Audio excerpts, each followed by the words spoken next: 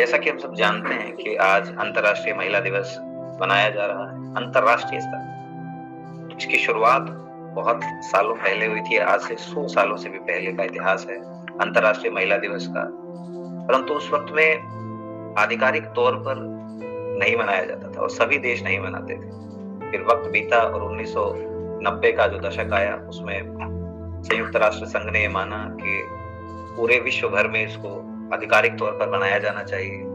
Theme भी लागू की गई कि हर वर्ष अंतर्राष्ट्रीय महिला दिवस पर अलग अलग मुख्य विषय या थीम रहेगा जिनको लेकर अंतर्राष्ट्रीय महिला दिवस को मनाया जाए, सेलिब्रेट किया।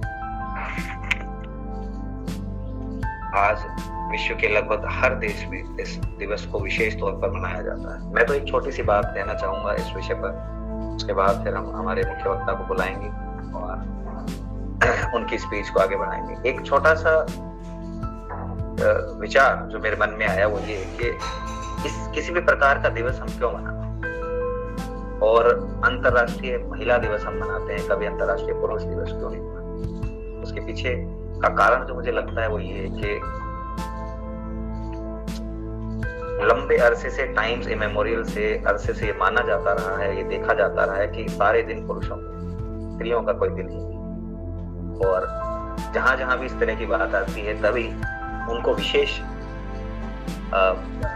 स्पेशल फील कराने के लिए इस प्रकार का दिवस जो है वो मनाया जाता है। जैसे अंतर्राष्ट्रीय मजदूर दिवस मनाया जाता है, कभी भी अंतर्राष्ट्रीय अंबानी दिवस, अंतर्राष्ट्रीय जो रिचेस्ट लोग जो हैं उनका कोई दिवस नहीं मनाया जाता। तो हमेशा से हमारे समाज में दो तरीके के तबके रहे हैं, एक है उच्च वर्ग, एक निम्न वर्ग। तो जो भी निम्न वर्ग रहा, जो भी वो समाज का वो हिस्सा रहा जो समाज में एक लंबा एक विशेष स्तर नहीं प्राप्त कर पाया, तो उनके लिए इस प्रकार का दिवस मनाता जाया जा रहा है। और कारण यही है कि लगातार बदलते वक्त के साथ किस प्रकार उन्होंने अपने ओहदे में तरक्की करी, आगे बढ़ी। महिलाओं ने न केवल अपने करियर में बदलते वक्त के साथ इन बीते 100 सालों में, 10 दशकों में हर एक क्षेत्र में अपनी एक अलग पहचान बनाई, और इसी वजह से अलग अलग अवसर पर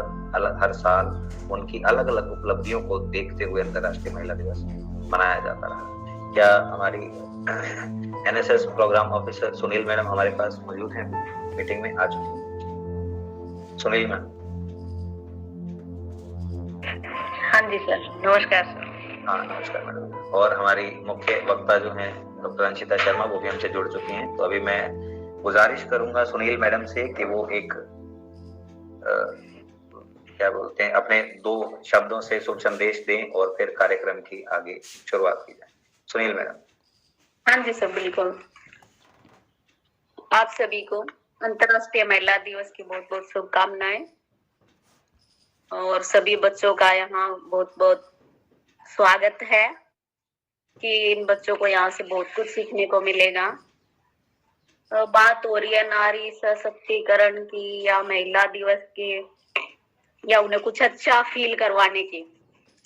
वैसे नारी सशक्तिकरण की बात करें तो नारी सशक्तिकरण या फेमिनिज्म का मतलब ये नहीं है कि स्त्रियों को सशक्त बनाना है। स्त्रियां तो पहले से ही सशक्त है। इसका मतलब सिर्फ ये है, ये दिवस वगैरह मनाने का, कि उनके प्रति जो समाज का दृष्टिकोण है उस दृष्टिकोण को बदला जाए, कि संसार जिस दृष्टि से नारी शक्ति को देखता है वो दृष्टिकोण बदलना चाहिए। और जैसे पीछे इतिहास की बात करें कि नारी ने अब तक कैसे अपना जीवन यापन किया है इतिहास के पन्नों में, या फिर ये देखे कि कोई समाज या कोई राष्ट्र आज कितनी तरक्की कर रहा है, यह देखना हो तो समाज या राष्ट्र में औरत की स्थिति को देख लेना चाहिए। कि समाज या राष्ट्र की स्थिति का पता हमें तभी चल जाएगा। और यह बात सही भी है कि कोई भी समाज अपनी महिलाओं को हाशिए पर रखकर कभी आगे नहीं बढ़ सकता। कि एक समय था जब भारत में औरतों की स्थिति वर्तमान से कहीं बेहतर थी, जहां वह अपने वर चुनने के लिए स्वयंवर रचती थी, उसे युद्धों में जाने का हक था, वो पुरुषों के समान ही युद्ध में भी लड़ती थी, यज्ञों में बैठती थी, शिक्षा ग्रहण करती थी, शास्त्र आदि लिखती थी। परंतु धीरे धीरे जैसे समाज में बदलाव आता गया, या जो अन्य शक्तियां हैं जैसे मुगल आदि भारत में आए, तो ये कुप्रथाएं चलती रही, और आगे फिर हमारे समाज ने इन कुप्रथाओं को मान्यता दे दी। जैसे बहुपत्नी प्रथा हो, या पर्दा प्रथा हो, या बाल विवाह हो, ये सब आगे समाज, जैसे हमारे समाज आगे बढ़ता गया, ये कुप्रथाएं फैलती गई। फिर धीरे धीरे जैसे जैसे समाज जागृत हुआ, शिक्षित हुआ, और शिक्षा के कारण ही इन कुप्रथाओं का अंत हुआ। और आज हम देखते हैं कि जो महिलाएं हैं वो 50% हिस्सा बन चुकी है। और भारत में एक सर्वे में देखा गया कि आज 1000 पुरुषों पर 1020 महिलाएं हैं, जो कि 2015 में यह आंकड़ा 1000 पुरुषों पर 991 था। तो आज स्थिति देखें तो काफी अच्छी है, और ये जो डे है ये ऐसे ही सेलिब्रेट होते रहे। इसी के साथ आप सबको इस दिवस की बहुत बहुत शुभकामनाएं, और अंशिता मैडम का भी बहुत बहुत स्वागत है कि वो हमारे बीच अपने विचार प्रकट करने के लिए आए हैं। इसी के साथ मैं अपने विचारों को विराम देती हूँ। धन्यवाद। और संदीप सर को yes thank you Sunil ma'am, आपके विचार रखने के लिए। अंतर्राष्ट्रीय महिला दिवस पर महिलाओं की बात और महिलाओं के द्वारा हो तो इससे बेहतरीन कुछ भी नहीं हो सकता। तो अब कार्यक्रम को आगे बढ़ाते हुए हम आमंत्रित करना चाहेंगे हमारे आज की मुख्य वक्ता, distinguished speaker doctor Anshita Sharma ji को। और क्या वो हमारे बीच पहुंच चुकी हैं? हाँ जी सर। Good morning to all NSS volunteers. नमस्कार। हाँ जी, तो इससे पहले कि हम अंशिता मैम को मंच पर बुलाएं कि वो अपने विचार रखें, मैं एक विधिवत परिचय उनका देना चाहूंगा आप सभी को। ये सब तो सभी जानते हैं कि डॉक्टर अंशिता शर्मा आज हमारे महाविद्यालय एफजीएम गवर्नमेंट कॉलेज आदमपुर में असिस्टेंट प्रोफेसर के पद पर कार्यरत हैं अंग्रेजी विभाग में। इसके अलावा कुछ एक बातें इनके करियर को लेकर जो मैं बताना चाहूंगा। डॉक्टर अंशिता शर्मा ने अपनी ग्रेजुएशन जो है वो बहुत ही कमाल की बात है, बीए ऑनर्स साइकोलॉजी विषय में की एमसीएम डीएवी कॉलेज चंडीगढ़ से। परंतु फिर इनका विचार बदला और इन्हें लगा कि मुझे अंग्रेजी विषय में आगे जाना चाहिए, और इन्होंने एमए इंग्लिश की department of English and cultural studies Punjab university Chandigarh से। और उसके बाद उन्होंने अपनी पीएचडी की। इनकी पीएचडी का जो टॉपिक था वो था narratives of resurgence and hope exploring the works of Sharat Chandra Chatterjee. तो भारतीय साहित्य में बंगाली राइटर हैं शरद चंद्र चटर्जी, उनके लिखे गए नॉवेल्स पर, उपन्यासों पर इन्होंने अपनी पीएचडी का कार्य किया, और ये देखने की कोशिश करी कि किस प्रकार मानवीय समाज में रिसर्जेंस मतलब किसी भी चीज का दब जाना और फिर वापस आना और उम्मीद की एक किरण, वो सबको उन्होंने देखा अपने पीएचडी के कार्य से। इसके बाद उन्होंने 2 अलग अलग महाविद्यालयों में शिक्षक के तौर पर कार्य भी किया हमारे कॉलेज में जुड़ने से पहले। डीएवी कॉलेज चंडीगढ़ में 2 साल तक इन्होंने लेक्चरर की भूमिका निभाई, और इसके अलावा डीएन कॉलेज हिसार में भी 1 साल का अनुभव शिक्षक के तौर पर अपना दिया। और उसके बाद 2019 में एफजीएम गवर्नमेंट कॉलेज आदमपुर में ज्वाइन किया एज असिस्टेंट प्रोफेसर, और उसके बाद आज तक उनका जो सफर है वो जारी है। तो इस विधिवत परिचय के बाद अब बिना किसी देरी के मैं बुलाना चाहूंगा आज के मुख्य वक्ता डॉक्टर अंशिता शर्मा जी को कि वो मंच पर आए और अपने विचार रखें आज के विषय पर। A very warm welcome to you, ma'am. Thank you so much, sir. Very good morning to all the NSS volunteers and a happy International Women's Day. Thank you for a proper introduction, sir. जो webinar है जो हम organise कर रहे हैं अंतर्राष्ट्रीय महिला दिवस के ऊपर, उसका टॉपिक है women through the pages of history, कि औरतों का इतिहास जो है कहीं ना कहीं, कि कैसे उन्होंने आज हम जिस पड़ाव पर पहुंचे हैं एक modern 21st century civilised society में, जो औरतों की अपनी एक जगह है आज जो उन्होंने बनाई है, तो उसका हम इतिहास देखेंगे कि कैसे वो इस जगह तक पहुंचे हैं और आगे का रास्ता वो क्या चुनेंगे। सुनील मैडम ने एक बहुत अच्छी बात कही दृष्टिकोण की, उसके बारे में मैं अपनी कंक्लूजन में चर्चा करूंगी। दृष्टिकोण बहुत महत्व रखता है किसी भी चीज के बारे में, पॉइंट ऑफ व्यू क्या है कि हम किस दृष्टिकोण से किसी चीज को देख रहे हैं।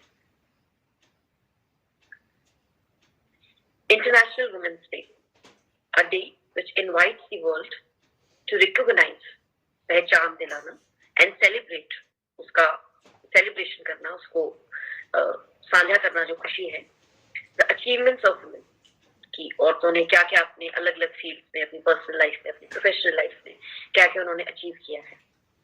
और इस दिन की खुद की एक बहुत लंबी हिस्ट्री रही है, जो कि स्टार्ट हुआ था 1911 में as a movement demanding right to vote, कि उनको मतदान करने का अधिकार मिले, demanding right to better pay and better working conditions, कि जहां पर अगर वो किसी कार्यस्थल पर काम कर रही हैं तो उन्हें जो तनख्वाह है वो अच्छी दी जाए, बेहतर दी जाए, और वर्किंग कंडीशंस जो है वो एक अच्छे मायने में उनकी सेहत और सभी चीजों को ध्यान में रखे। The journey of women's equality has been long and arduous, बहुत कठिन जर्नी रही है इस प्रेजेंट स्टेट तक पहुंचना, और ये जो जर्नी है अभी भी खत्म नहीं हुई है। हम अभी भी उस रास्ते पर अग्रसर हैं कि जहाँ पे हम महिला सशक्तिकरण की बात करते हैं, वुमेन एम्पावरमेंट की बात करते हैं। और इस साल का 2022 का जो थीम है इंटरनेशनल वुमेन्स डे का, वो है #ब्रेक द बायस, कि जो भी हमारे बारे में किसी भी तरह के जो पूर्वाग्रह होते हैं, जो बायसेस हैं, हम किसी भी कम्युनिटी के बारे में जो रखते हैं या जिसको हम नहीं जानते हैं, किसी सर्टेन कास्ट के बारे में कोई बायसेस है या किसी भी कैटेगरी के बारे में जो बायस है, उन बायसेस को हम ब्रेक करें। Now women throughout have dismantled many biases to reach their present stage where they are vocal about their rights. आज जो है महिलाएं हक से अपने हकों की बात कर रही हैं, वो पीछे नहीं हट रही हैं, उनकी आवाज को दबाया नहीं जा रहा है, वो कोशिश कर रही हैं कि वो अपने हकों की बात करें, पूरे जोश के साथ बात करें और हक के साथ बात करें, ना कि ये उनको खैरात में कोई चीज मिली है। This is their right as a human being, as a member of society, as an equal member of society. वो अपने हकों के बारे में बात कर रही है। But the journey is far from over, and there are still many barriers to break. कि अभी भी बहुत सारी ऐसी कठिनाइयां हैं, hurdles हैं, मुश्किलें हैं जो हमें पार करनी है। और जो थीम है ब्रेक द बायस, वो उसके साथ काफी हद तक जुड़ी हुई है। Now, a Pulitzer Prize winning historian, Lauren Thatcher Ulrich, stated in 1976, उन्होंने एक बहुत महत्वपूर्ण कहीं ना कहीं डिक्लेरेशन या बात कही थी about women. Well behaved women seldom make history. कि जो well behaved women होती हैं, जो एक सोसाइटी की परिभाषा होती है कि कौन सी औरत जो है हमारे हिसाब से अच्छी है, उस तरह की शायद अच्छी महिलाएं कभी भी इतिहास नहीं रचती हैं, जो हर एक बात को एक्सेप्ट कर लेती हैं, जो एंसेस्ट्रल नॉलेज हमें कहीं ना कहीं मिली गई है, जो हमें जिस पोजीशन पे रखा गया है।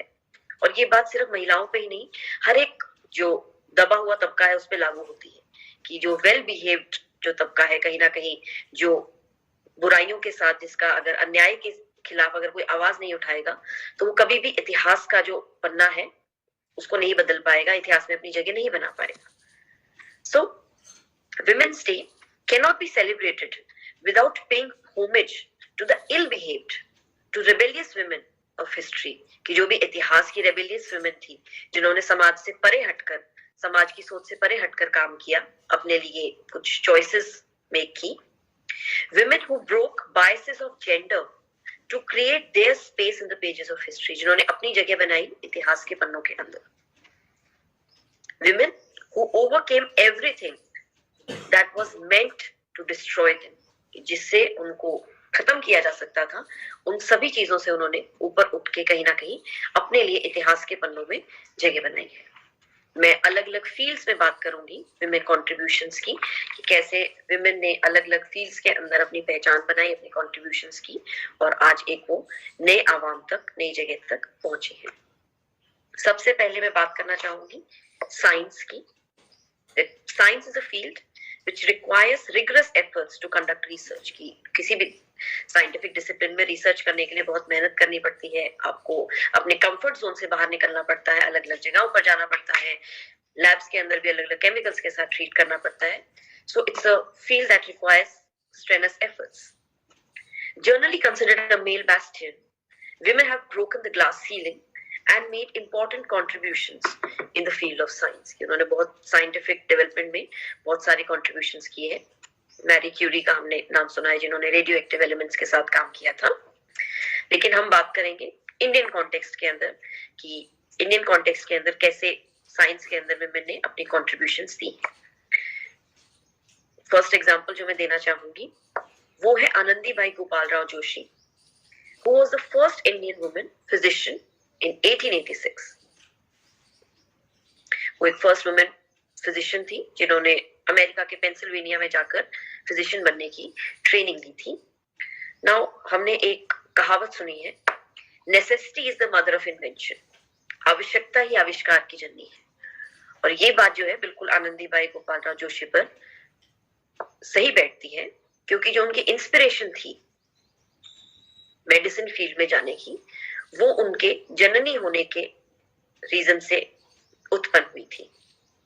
उनके छोटे बच्चे का निधन हो गया था किसी लैक ऑफ मेडिकल फैसिलिटीज की वजह से, और उस बात से उन्होंने कि जो उनकी आवश्यकता थी वो एक जननी के तौर पर थी कि उसके बच्चे को इसलिए अपनी जान गंवानी पड़ी क्योंकि प्रॉपर मेडिकल फैसिलिटीज जो है वो अवेलेबल नहीं थी। और इसी बात से उन्होंने ये निर्णय लिया कि वो एक फिजिशियन बनेंगी, एक मेडिसिन फील्ड में जाएंगी, ताकि वो कुछ ना कुछ as a mother and as a doctor contribute कर सके, ताकि शायद आगे किसी माँ को इस तरह का दुख ना झेलना पड़े।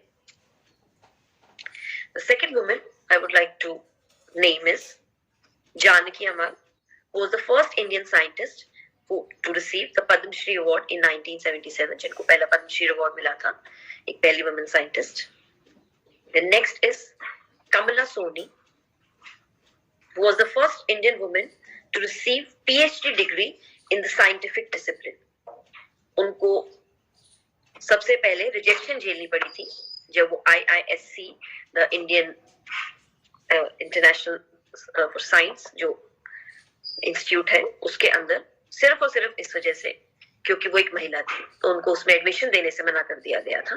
लेकिन उनकी प्रतिभा को देखते हुए, उनकी लगन को देखते हुए, वो फर्स्ट स्टूडेंट भी थी प्रोफेसर सीवी रमन की, उनको उस इंस्टीट्यूट में दाखिला मिला और वो फर्स्ट वुमेन बनी to receive the PhD degree in a scientific discipline.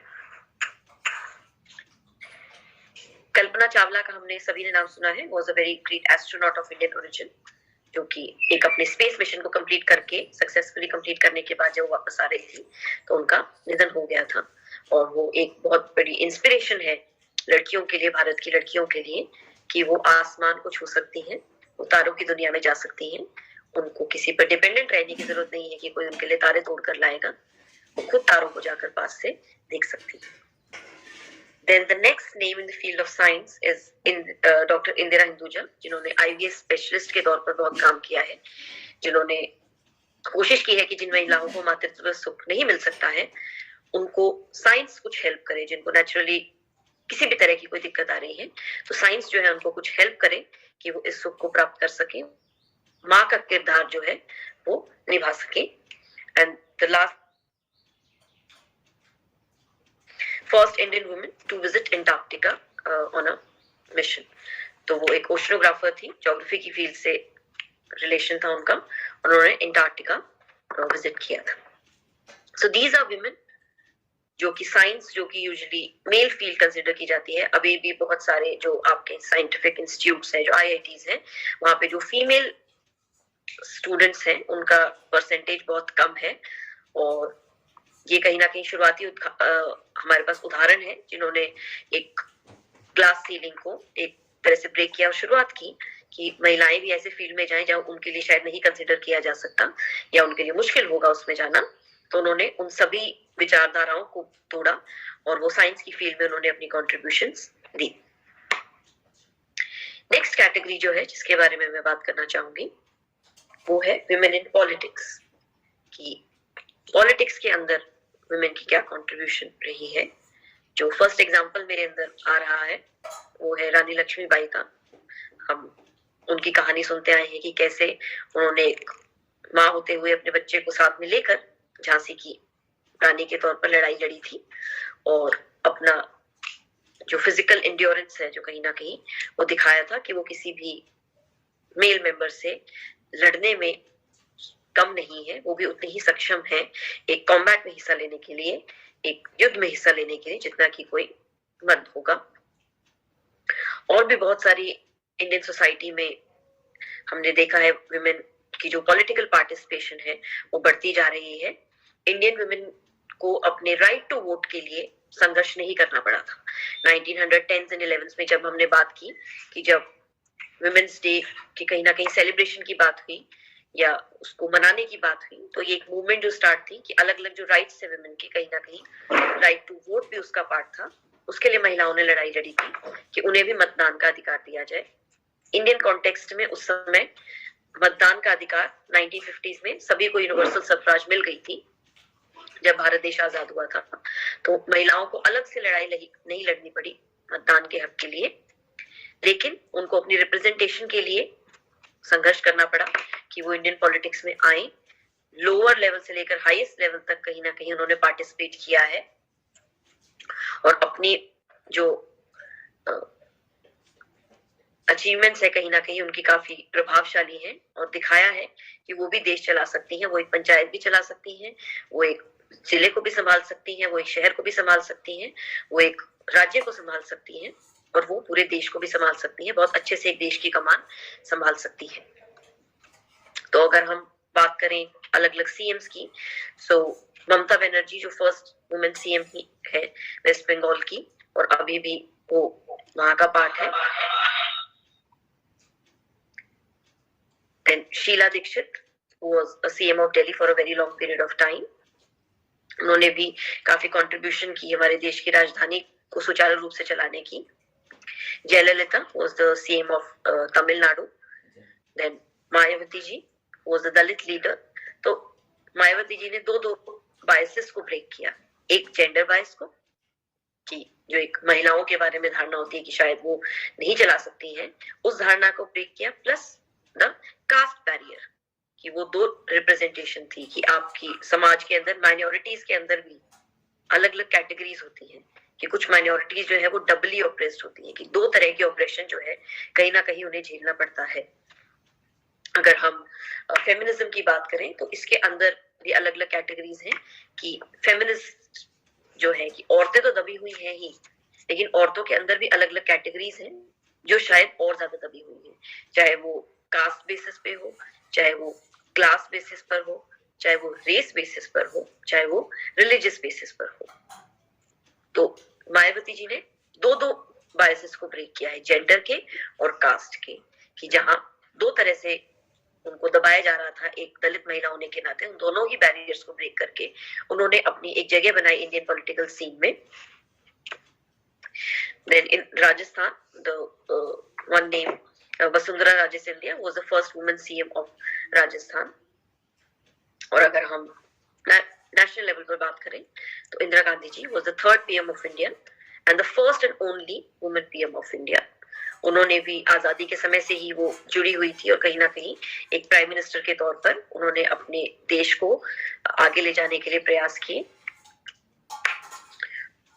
Then another name that comes in my mind is Kiran Bedi ji, who was the first woman IPS, जो पुलिस सर्विसेज में first women थी और अभी भी वो बहुत contribute करती हैं विमेन के इश्यूज में।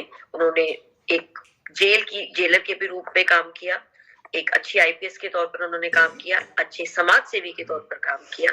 तो बहुत सारे ऐसे बैरियर्स थे जो बायसेस थे औरतों के बारे में, उनके पुलिस सर्विसेज के बारे में, वो उनको ब्रेक किया और आज भी वो कहीं ना कहीं समाज का हिस्सा है, जागरूक करने के लिए लोगों को कि महिलाएं किसी भी विषय पर कम नहीं है। और अगर हम इंटरनेशनल लेवल की बात करें तो एंजेला मार्केल है chancellor of Germany, PM of New Zealand Jacinda Ardern, जिन्होंने कोविड क्राइसिस मैनेजमेंट को लेकर काफी अच्छा प्रदर्शन किया कि बहुत अच्छे से उनके देश में उन्होंने कोविड क्राइसिस को मैनेज किया, और वो एग्जांपल है बहुत सारी कंट्रीज के लिए। तो वो भी एज अ वुमेन पीएम उन्होंने बहुत अच्छी एक कंट्रीब्यूशन दिखाई है।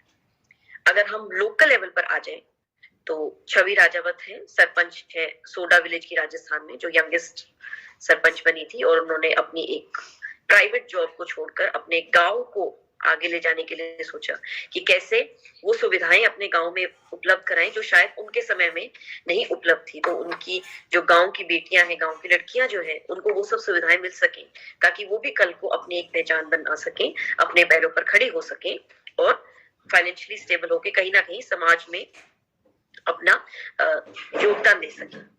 अगर हम हरियाणा की बात करें तो 2 एग्जांपल्स हैं, सुषमा भादु जिन्होंने काफी काम किया हुआ है, and Parveen Kaur the youngest sarpanch of Haryana in Kaithal district. लेकिन अगर हम बात करें कि वुमेन इन पॉलिटिक्स, कहीं ना कहीं तो इसमें एक और पॉइंट ऑफ व्यू आता है कि जो महिला सरपंच बनते हैं उनको सबको आरक्षण प्राप्त है, कि कुछ जो पोस्ट है सरपंच की वो महिलाओं के लिए आरक्षित है। तो जो आरक्षित है उनपे महिला कॉन्टेस्टेंट ही होती हैं, वो जीत भी जाती हैं, लेकिन क्या वो सरपंच होती है या वो सिर्फ एक डमी सरपंच होती है कि नाम तो उनका है लेकिन काम कोई और करेगा। काम उनके हस्बैंड करेंगे, उनके ससुर करेंगे, कोई देवर या इस तरह से कोई, तो अलग अलग रिश्तों में वो बन जाएंगी। क्या वो घूंघट की प्रथा से बाहर आ पाएंगी? क्या वो गांव की मीटिंग में बिना घूंघट के, क्योंकि वो उस गांव की अगर बहू है तो क्या वो बिना घूंघट के वहां खड़ी होकर कोई स्पीच देंगी या लोगों को जागरूक करेंगी? और अगर वो देंगी तो क्या गांव उनको एक्सेप्ट करेगा कि क्या वो उनको सरपंच के तौर पर मानेगा या सिर्फ और सिर्फ उनको एक बहू के तौर पर देखेगा कि इन्होंने तो जो हमारा रिवाज है कहीं ना कहीं वो ब्रेक कर दिया। तो ये एक जो बायस है, अगर हम थीम की बात करें ब्रेक द बायस, तो कंट्रीब्यूशन तो है, रिप्रेजेंटेशन भी है औरतों की in politics and in army, लेकिन क्या वो पूरे हक उनको मिले हुए हैं? क्या एक्सेप्टेंस है कि वो उस पद पर तो आ जाती हैं, लेकिन क्या उस वो पद को अच्छे तरीके से, क्या उनकी मर्जी उस पद को संभालने में चल रही है? ये एक विचार का विषय है जिसपे हमें अभी और काम करने की जरूरत है, और समय के साथ ये सारी चीजें भी बदल जाएंगी। अगर हम आर्मी की बात करें तो पहले जो महिलाओं के लिए जो आर्मी में पद है वो नर्सिंग से रिलेटेड है, क्योंकि वो केयर में अच्छी होती है, वो नर्चरिंग होती है, तो नर्सिंग से रिलेटेड पद हुआ करते थे। कॉम्बैट में वो नहीं जाती थी, लेकिन अब जो है धीरे धीरे समय बदल रहा है, अब वो कॉम्बैट में भी हिस्सा लेती है और वॉर जोन्स में भी जाती है। तो उनके लिए वो जो पन्ने हैं जो पहले कहीं ना कहीं बंद थे, अब वो उनके लिए खुल चुके हैं। अगली जो एक फील्ड है जिसके बारे में मैं बात करना चाहती हूँ, क्योंकि मैं लिटरेचर से हूँ, सो वुमेन इन लिटरेचर। जो लिटरेचर है आपका किसी भी समाज का आईना होता है, कहीं ना कहीं वो समाज की परिस्थितियों को दिखाता है, और उसमें भी हम पॉइंट ऑफ व्यू देखते हैं कि दृष्टिकोण क्या है, कि हम समाज को किसकी आंखों से देख रहे हैं। क्या एक महिला अपने बारे में बता रही है, या एक मेल राइटर जो है कहीं ना कहीं महिलाओं के बारे में बता रहा है? तो हम मेल गेज और फीमेल गेज के बारे में भी बाद में बात करेंगे। पॉइंट ऑफ व्यू, दृष्टिकोण जो है वो बहुत महत्व रखता है। तो जो मेल राइटर्स हैं उनका कहीं ना कहीं दृष्टिकोण अलग तरह का होता है, जो फीमेल राइटर्स हैं उनका दृष्टिकोण अलग तरह का होता है। फीमेल राइटर्स के अंदर भी आपको अलग अलग कैटेगरीज ऑफ वुमेन, जिनके बारे में हमने बात की थी कि कास्ट कैटेगरीज भी है, क्लास कैटेगरीज भी है, रेशियल कैटेगरीज भी है, तो वो भी मायने रखती हैं कि वो किस पॉइंट ऑफ व्यू से देखी जा रही है। क्या एक रानी दासी के बारे में बात कर रही है, दासी रानी के बारे में बात कर रही है? दोनों के पॉइंट ऑफ व्यू में बहुत फर्क देखने को हमें मिलेगा। तो कौन सी महिला है, किस बारे में वो बात कर रही है? तो अगर हम लिटरेचर के अंदर देखें तो वेस्टर्न लिटरेचर के अंदर थोड़ी सी देर में आई थी वुमेन रिप्रेजेंटेशन, जहां पर वो लिख रही थी, लेकिन ये हमारे गर्व की बात है कि इंडियन ट्रेडिशन में मीराबाई का हमने नाम सुना है, जो कि 16वीं सेंचुरी पोएट थी और एक भक्ति मूवमेंट की काफी स्तंभ थी, जिन्होंने भक्ति मूवमेंट में कंट्रीब्यूट किया था।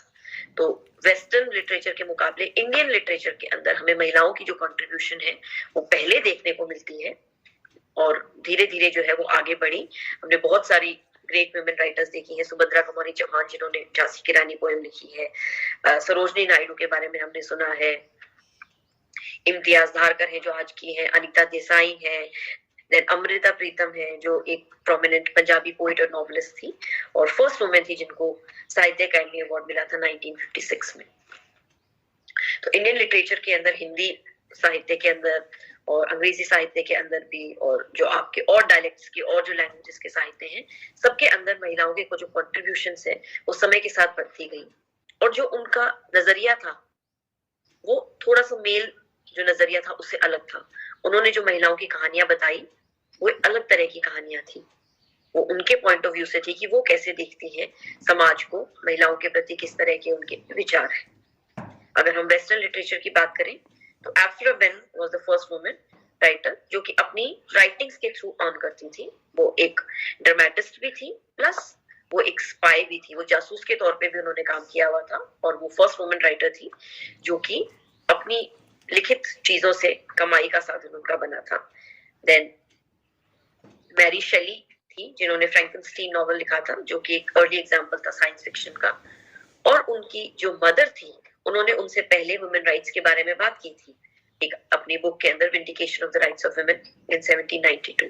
तो कहीं ना कहीं एक फेमिनिस्ट मदर की फेमिनिस्ट बेटी ने नया कंट्रीब्यूशन किया था in the field of literature.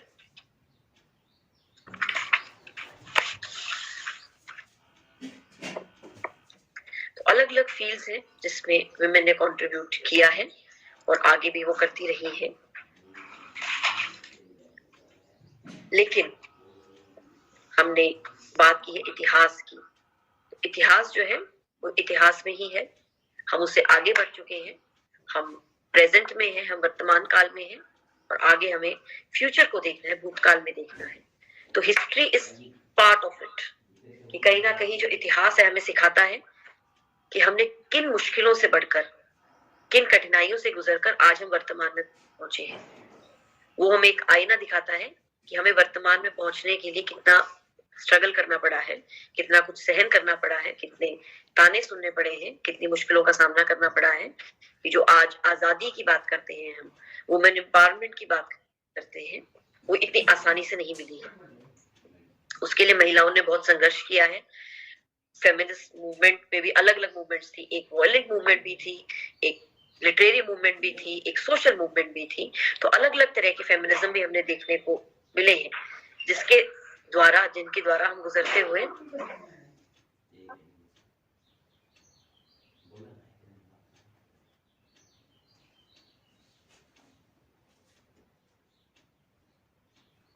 Hello ma'am, आपका म्यूट हो गया है माइक पे।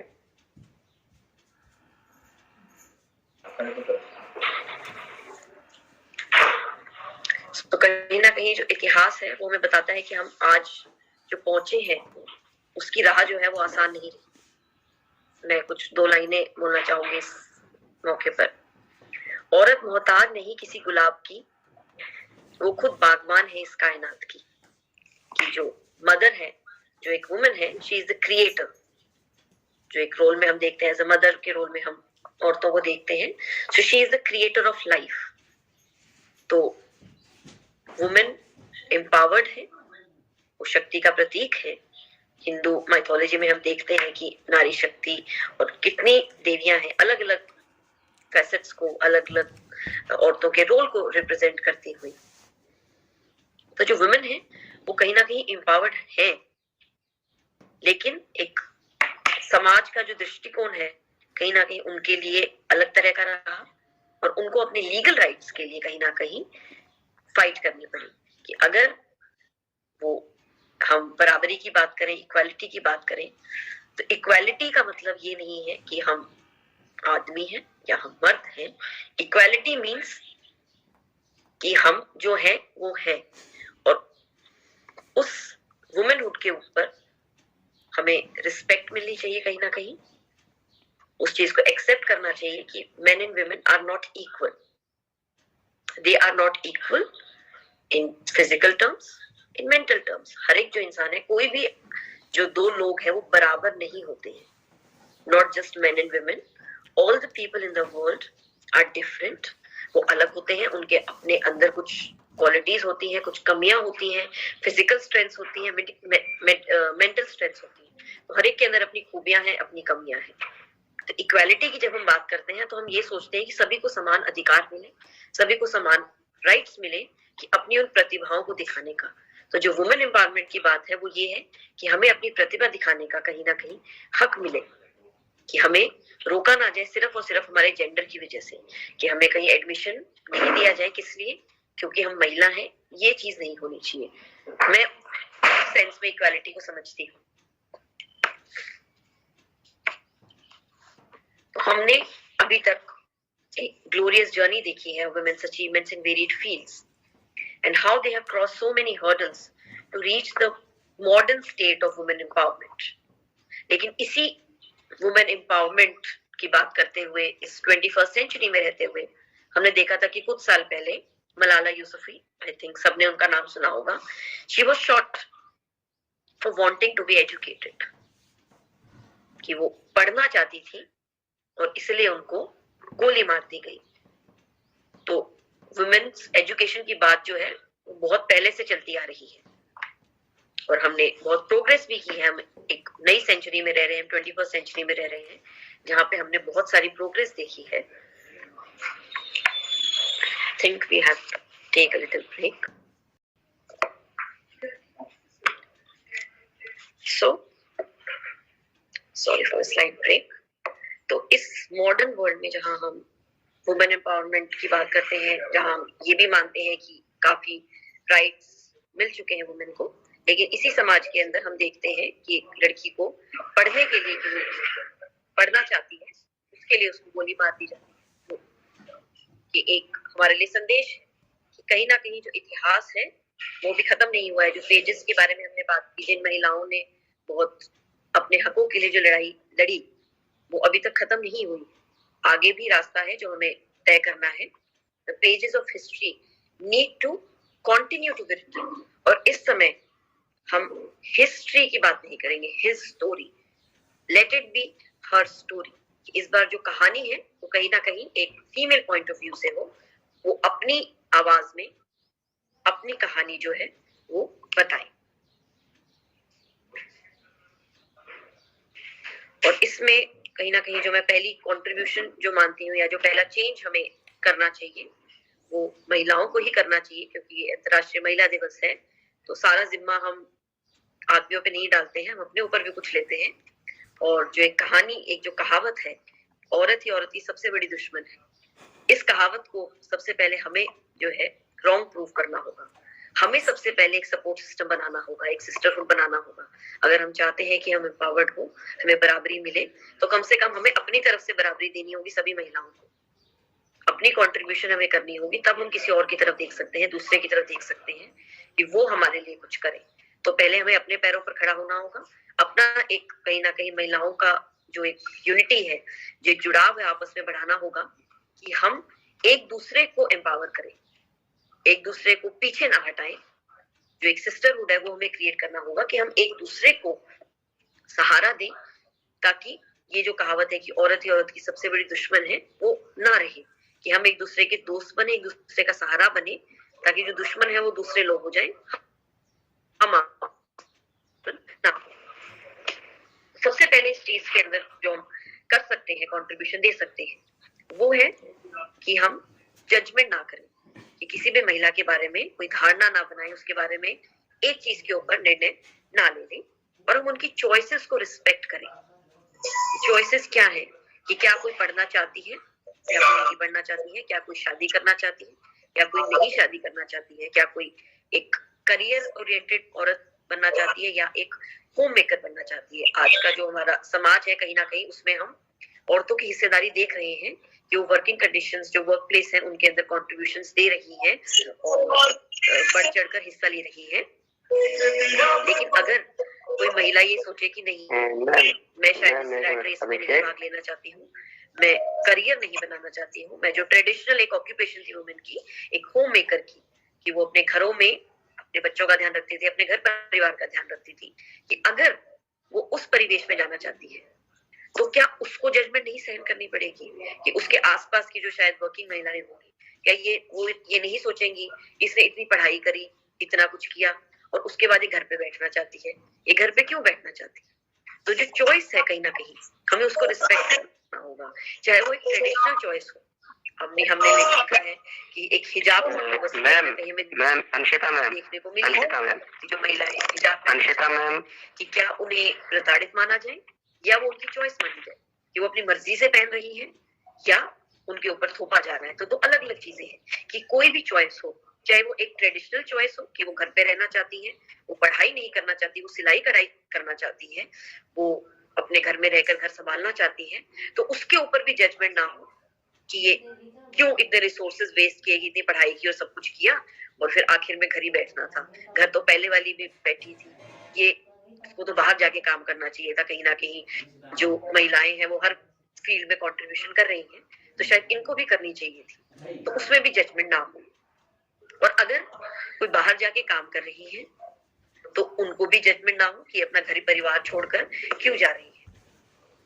तो जो एक घर संभालने का काम होता है कहीं ना कहीं वो एक अनपेड और अनरिकॉग्नाइज्ड लेबर है कि जो हमें दिखता नहीं है कि क्या कंट्रीब्यूट किया जा रहा है। मॉनेटरी टर्म्स में नहीं दिखता है, इमोशनल टर्म्स में नहीं दिखता है, फिजिकल टर्म्स में नहीं दिखता है कि उसमें कितना एफर्ट्स लगता है। तो जो औरत दोनों चीजें कर रही है उसको तो डबल मेहनत करनी पड़ रही है, लेकिन जजमेंट उसको फिर भी सहनी पड़ती है। अगर वो घर बैठना चाहती है तो उसमें भी जजमेंट है, क्योंकि घर बैठी हुई महिला का काम नहीं दिखता कि घर बैठी क्या करती है। घर संभालना कौन सा आसान काम है। तो अगर वो एक ट्रेडिशनल ऑक्यूपेशन भी कर रही है तो भी वो एम्पावर्ड नहीं है, उसकी चॉइस को रिस्पेक्ट नहीं किया जाता, उसको कोई मॉनेटरी बेनिफिट्स नहीं मिल रहे हैं घर पे काम करने के। जो बाहर से कोई आपके घर पे काम करने आ रही है उसको मॉनेटरी बेनिफिट्स है, लेकिन जो घर पे काम कर रही है उसको कोई मॉनेटरी बेनिफिट्स नहीं है। वो एक फुल टाइम जॉब है जिसके अंदर कोई ब्रेक्स नहीं है, कोई हॉलीडेज नहीं है और एक तरह का इनविजिबल लेबर है जो दिखाई नहीं देता है कि हम क्या कर रहे हैं, बट ड्यूटी है, वो एक कर्तव्य है जो कहीं ना कहीं उनको करना है। क्यों? क्योंकि वो एक महिला है। तो एक जो जेंडर रोल है, जो ट्रेडिशनल रोल है, उसमें उनको वो करना ही है। उसमें चॉइस नहीं है कि वो करना चाहती है या नहीं करना चाहती है, उसमें भी वो उनकी ड्यूटी है, कर्तव्य है, तो इसलिए उनको करना चाहिए कि जी सभी महिलाएं करती आई हैं, हमारी माओ ने भी किया था, आपको भी करना चाहिए, क्योंकि आप माँ है, बच्चे का ख्याल रखना है तो आप एक माँ है, आपको ही रखना पड़ेगा, और कौन रखेगा। तो उनका जो काम करना है वो भी कर्तव्य का हिस्सा है, वो उनकी पर्सनल चॉइस नहीं है, वो उनके मन की बात नहीं है, उसमें उनके लिए कोई तालियां बजाने वाली बात नहीं है, ये तो उनको करना ही है। तो जो भी चॉइस एक महिला मेक करती है उसमें जजमेंट भी उनको सहनी पड़ती है, उसमें चॉइस भी कहीं ना कहीं उस चॉइस को रिस्पेक्ट नहीं किया जाता। सो एज वुमेन हमें कहीं ना कहीं वो करना पड़ेगा कि जो भी चॉइस महिला ले रही है उसको स्टिग्मेटाइज ना किया जाए कि अगर वो बच्चे पैदा नहीं करना चाहती है, जो एक मदर का रोल है उसको कहीं ना कहीं पूरा नहीं करना चाहती है, वो उसके आइडियोलॉजी में फिट नहीं बैठता है कि वो नहीं बनना चाहती है एक मदर, तो उस चीज को भी रिस्पेक्ट, उसको स्टिग्मेटाइज ना किया जाए कि ये क्यों नहीं माँ बनना चाहती, सभी माँ बनना चाहते हैं, महिलाएं है ही माँ बनने के लिए। तो वो इस तरह की चीजें जो है कहीं ना कहीं ना देखने को मिले, तो एक जजमेंट ना हो, हर एक की चॉइस जो है वो रिस्पेक्ट की जाए। हमें as women should decide what our next step should be, कि हमारा अगला कदम क्या होगा अपनी पर्सनल लाइफ में, अपनी प्रोफेशनल लाइफ में, हम डिसाइड करें, ना कि दूसरे लोग हमारे लिए उस चीज को डिसाइड करें। और हम लोगों से जो है ना डिस्करेज हो, जो समाज की जो सोच है या जो समाज के लोग मानते हैं उस चीज से हम डिस्करेज ना हो। जो हमने स्टार्ट की थी उसमें हमने एक बात की थी, well behaved women seldom make history, कि जो सही रास्ते पे चलती हैं, जो समाज के रास्ते पे चलती हैं, वो औरतें इतिहास नहीं बनाती हैं। जो कहीं ना कहीं एक सांचे में जो ढले हुए जो सांचा है उसको तोड़कर बाहर निकलती है, जो अपनी चॉइसेस मेक करती है, कहीं ना कहीं वो हिस्ट्री को बनाती है। नारी प्रीत में राधा बने, गृहस्थी में बने जानकी, काली बन के शीश काटे जब बात हो सम्मान की। कि विभिन्न रूप है नारी के जो हमें देखने को मिलते हैं, इसके ऊपर जोक्स भी बहुत बनाए जाते हैं, बहुत तरह की हमें चीजें देखने को मिलती हैं, लेकिन कहीं ना कहीं हमें जरूरत है पहचानने की कि जो नारी है उसकी शक्ति उसके अंदर है, और दूसरी जो महिलाएं हैं हर एक महिला का सम्मान करें, जो उनकी चॉइसेस हैं उनका सम्मान करें। तो कंक्लूड करने से पहले मैं एक Lord of the rings novel है बाय J.R.R. टॉलकिन, उसका एक सीन जो है वो कोट करना चाहूंगी, वो प्रदर्शित करना चाहूंगी कि उसके अंदर एक युद्ध का सीन चल रहा है। इसके अंदर जो मेन है, ह्यूमन बींग्स, वो फाइट कर रहे हैं डीमंस के साथ, और एक यंग प्रिंसेस यूविन ज्वाइन करती है as a warrior in disguise. वो क्योंकि महिलाएं जो है नहीं जाती थी युद्ध क्षेत्र में, तो वो अपने आप की आइडेंटिटी अपनी छुपा के, ये वो एक महिला है, उस बात को छुपाकर एक आदमी के भेष में जो है वो उस जंग का हिस्सा बनती है। और उसमें एक विच किंग है एंगमार का, जो कि उसके फादर को अटैक करता है और वो उस पर हमला करती है अपने फादर को प्रोटेक्ट करने के लिए। तो जो विच किंग है बहुत ही घमंड के साथ उसको बोलता है, you fool, no man can kill me. क्योंकि मैं साहित्य से हूं, तो साहित्य जो है शब्दों का खेल है, शब्द कैसे किसी भी चीज के मतलब को एकदम से बदल देते हैं। सो वो उसको बोलता है, you fool, no man can kill me. और उसी समय पर जो यूविन है अपना हेलमेट रिमूव करती है और उसको बोलती है, आई एम नो मैन, कि उसको आदमी नहीं मार सकता, तो मैं तो आदमी हूं ही नहीं, और उसको वो मार देती है। सो एक युद्ध क्षेत्र में जहां बड़े से बड़े योद्धा थे जो कि टेक्निकली उसको मार नहीं सकते थे, उसको एक औरत ने मारा। सो विमेन, जो महिलाएं हमारे साथ जुड़ी हुई हैं, you have to remember this at every difficult moment. जो भी हमारे मन में, हमारे आगे कोई कठिन स्थिति आती है, उसमें हमें याद रखना है that you are not a man, कि आप एक आदमी नहीं है। जो आपकी फिजिकलिटी है उसके साथ जो भी चीजें आ रही हैं वो आपकी है। We have to embrace a womanhood, कि जो हमारा नारीत्व है हमें उसको स्वीकार करना चाहिए, उसको सेलिब्रेट करना चाहिए, बिना किसी शंका के, बिना किसी अपॉलजी के। We don't have to be apologetic about being a woman, we have to embrace a womanhood. और वो ही कहीं ना कहीं जो थीम है ब्रेक द बायस, कि जो भी बायसेस जुड़े हुए हैं हमारे वुमेनहुड से रिलेटेड, हमारे नारी होने से रिलेटेड, उन बायसेस को ब्रेक करना है, अपने नारीत्व को एक्सेप्ट करना है और उसका सम्मान करना है, चाहे वो किसी भी दृष्टिकोण के बारे में हो, किसी भी तरह का नारीत्व हो, चाहे हम एक ट्रेडिशनल रोल में जाते हैं या ट्रेडिशनल रोल को क्वेश्चन करते हैं, हर एक चीज को एक्सेप्ट करना है किसी भी अपॉलजी के बिना, कि हम उस पे घबराए नहीं, उसके बारे में दो बारी ना सोचें, हम अपनी चॉइसेस मेक करें, अपने पैरों पर खड़े हों, जो हमें ठीक लगता है, अपने द्वारा जो हमें कोई अपना गोल अचीव करना है, उसको अचीव करने के लिए जो हमें ठीक लगता है, हम उस राह पर जाएं बिना डरे। एक रविंद्रनाथ टैगोर की पोएम है, एकला चलो रे, उसके द्वारा मैं इस लेक्चर को कंक्लूड करना चाहूंगी कि जब भी हमें लगे कि कहीं ना कहीं बहुत सारे लोग हमारे खिलाफ खड़े हैं, हम समाज के खिलाफ जा रहे हैं, जो समाज की धारणाएं हैं उनको तोड़ रहे हैं, उनके खिलाफ जा रहे हैं, तो हम इन कहीं ना कहीं बातों को याद रखें। तेरी आवाज पे कोई ना आए तो फिर चल अकेला रे, यदि कोई भी ना बोले, यदि कोई भी ना बोले, यदि सभी मुख मोड़ रहे, कि सारा जो समाज है वो आपसे मुख मोड़ रहा है। जब आप सबसे पहले महिला शिक्षा की बात हुई तो सभी ने मुख मोड़ लिया, सब डरा रहे, आपको डराया जाए कि जो आप रास्ता चुनने जा रहे हो वो गलत है, उस पर आपको स्वीकृति नहीं मिलेगी, तब डरे बिना ओ तो मुक्त कंठ अपनी बात बोल, तू चल अकेला रे। Thank you for the nice audience. Thank you so much, ma'am. Thank you so much for handling the entire session so beautifully and majestically. बहुत ही कमाल का सेशन रहा, और पूरे सेशन के दौरान एक पल भी ऐसा नहीं रहा जब मैडम अपने टॉपिक से भटकी हूँ। टॉपिक जैसा कि आप सबको पता है, women through the pages of history, इतिहास के पन्नों में औरत कहाँ रही और किस प्रकार उन पन्नों में वो आगे बढ़ती गई। मैम ने अपने टॉपिक को बहुत कमाल के तरीके से प्रेजेंट किया, और कुछ एक बातें जो मैंने नोटिस की वो मैं बताना चाहूंगा। उसके बाद हम वन बाय वन जितने भी हमारे श्रोता हैं, हमारे दर्शक हैं, उन सबको मौका देंगे। If they want to ask questions they could ask and they can also share their views as well.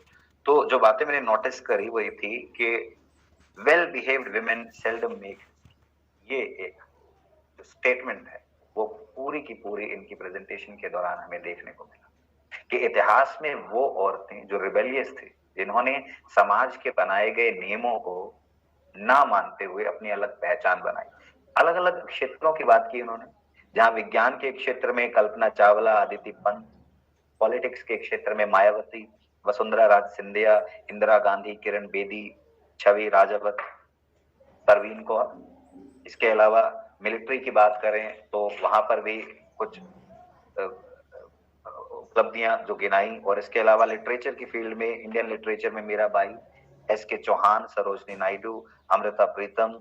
और वर्ल्ड लिटरेचर की बात करें तो एफ्रा बेन, जिसने ब्रिटिश लिटरेचर में पहली बार शुरुआत की कि महिलाएं जो हैं वो साहित्य के क्षेत्र में आए और अपना नाम कमाए।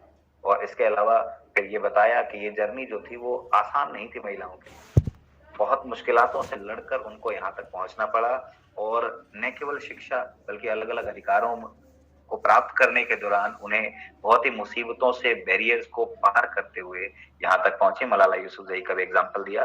और एक वो शेर भी बड़े कमाल का मुझे लगा, मुझे पूरा याद नहीं है वो, कि औरत मोहताज नहीं है किसी गुलाब की, औरत तो जननी है पूरे कायनात की। Something like this. It was a great. So all in all, thank you so much, ma'am, for such a beautiful presentation. Now, I would like to ask anybody, any of our worthy listeners, if they want to express their views, if they want to share their ideas, if they want to ask any questions, the dice is yours. So now I would like to invite anybody and everybody. Yes. Before that, yes, हाँ जी sir. हमारे बीच श्री श्यामलाल जी है, doctor Swati है, doctor Sunil Kumar psychology विभाग से, Sonia Suraiya madam, ये भी शुरू से जुड़े हुए हैं, हम इनका भी बहुत बहुत स्वागत करते हैं। जी सर, हमारे महाविद्यालय के सभी प्रोफेसर साथियों का बहुत बहुत स्वागत है, अभिनंदन है। आप भी अपने विचार जो हैं वो रखना चाहें तो रख सकते हैं। और मुझे लगता है उससे पहले क्यों ना एक ग्रुप फोटो हो जाए, जो कल के हमारे न्यूज के लिए भी काम आ जाएगी। तो जितने भी लिसनर्स हैं, जितने भी ऑडियंस हैं, उन सबसे गुजारिश है कि एक बार अपने अपने कैमरा जो है वो ऑन कर लीजिए। हमारी आज की मुख्य वक्ता से भी यही हमारी गुजारिश होगी। तो एक ग्रुप फोटो जो है वो हो जाएगा। पहले मैं स्क्रीन पर हमारा थीम है उसके साथ, और फिर बिना थीम के। तो जितने भी ऑडियंस है प्लीज अपना कैमरा जो है वो ऑन कर लीजिए। You all are looking handsome and beautiful. Yes, तो एक स्क्रीनशॉट हम लेते हैं with theme. And now let me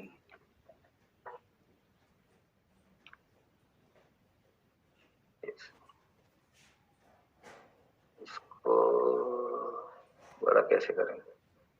Rajesh Verma sir, ये बताइए ना, इसमें ज्यादा व्यूअर्स दिखें उसके लिए क्या कैसे किया जाए? सर नीचे वाले लाइन के अंदर 3 डॉट मिलेंगे। हाँ हाँ, ये 3 डॉट पे क्लिक कीजिएगा। हाँ हाँ, उसमें शायद तीसरा ऑप्शन है या चौथा ऑप्शन है, उसके अंदर क्या है? Full screen. फुल स्क्रीन से नीचे वाला देखना। एक मिनट अभी। हाँ जी, अप्लाई विजुअल इफेक्ट कैप्शन। हाँ, शायद इसमें अप्लाई विजुअल में इसमें क्लिक करना एक बार। हाँ जी, इसमें शायद लास्ट तक हम 49 कैंडिडेट को एक साथ देख सकते हैं सर। इसमें शायद इसी में। सर ये मुझे तो जानकारी नहीं है। आप एक बार अगर आ सकें उधर से, इधर लैब की तरफ, तो ज्यादा अच्छा रहेगा। राजेश सर, आप इसमें कुछ मदद कर सकते हैं? Abhishek, Sachin Munjal, online study FGM, Sanjay. Yes, so now many people are visible, and now I'm taking a screenshot. Please smile everybody. Yes, you all are looking dashing. Yes, now we can proceed to the next step, and that is queries for sharing ideas. So on this gracious occasion, anybody and everybody who is willing to share his ideas, opinions, or ask questions, yes, come forward.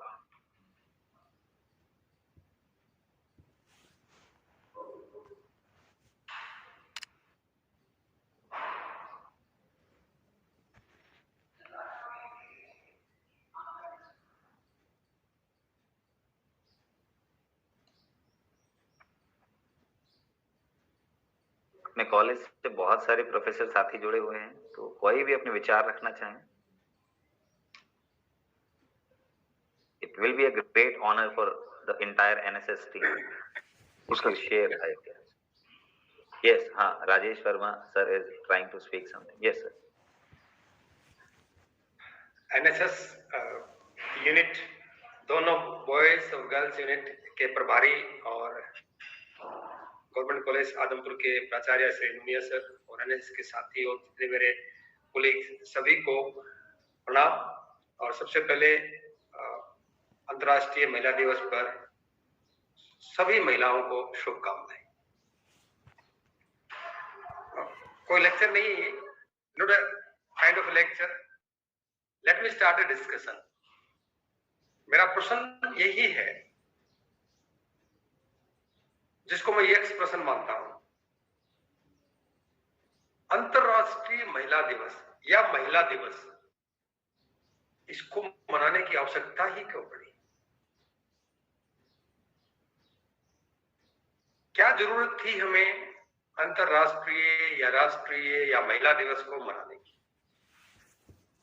इसके पीछे जो success stories रही वो रही, but प्रश्न तो यही आएगा कि अगर कोई हमारा साथी इस पर इसका जवाब देना चाहे तो उनके जवाब आमंत्रित हैं।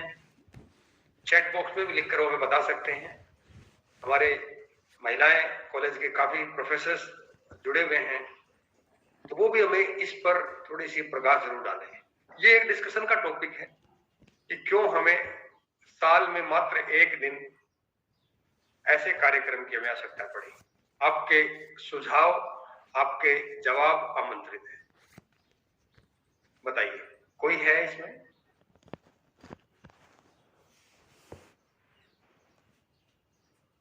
मैं चाहता हूं कोई ना कोई जरूर मुझे इस बात पर डिस्कशन करे, चर्चा करे मेरे साथ। सर मैं यस कोई स्टूडेंट है? यस प्लीज आप बोलिए। बेनीवाल नाम से, मनीषा बेनीवाल नाम से है कोई बच्ची? जरूर जरूर मनीषा बताइए।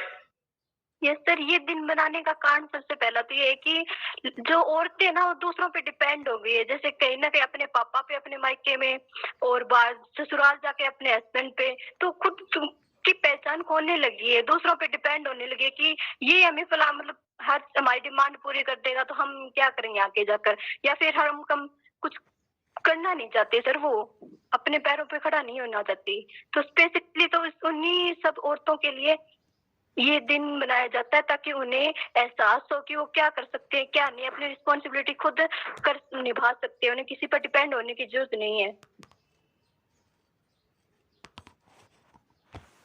सर म्यूट है आपका माइक, म्यूट है सर आपका माइक।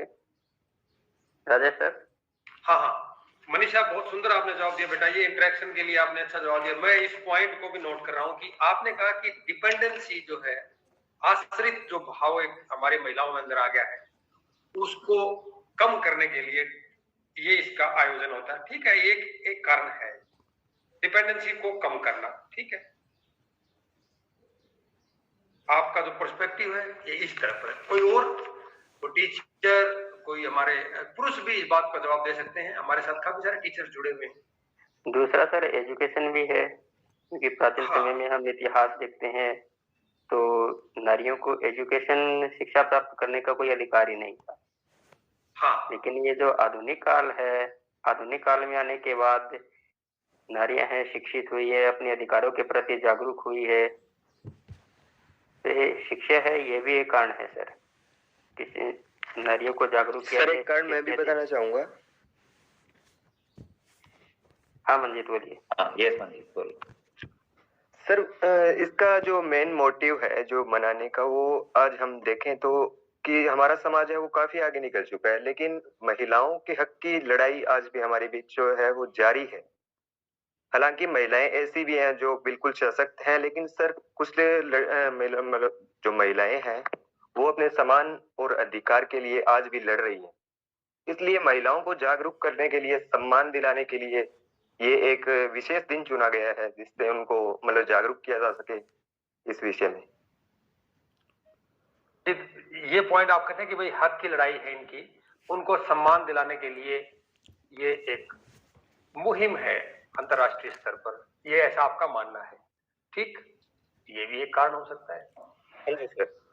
हाँ मजीद हो सकता है। इसका संदीप बताना कुछ चाहेंगे?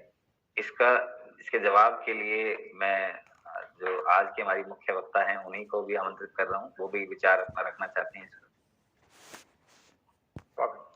हाँ सर मैं भी कुछ कहना चाहता हूँ।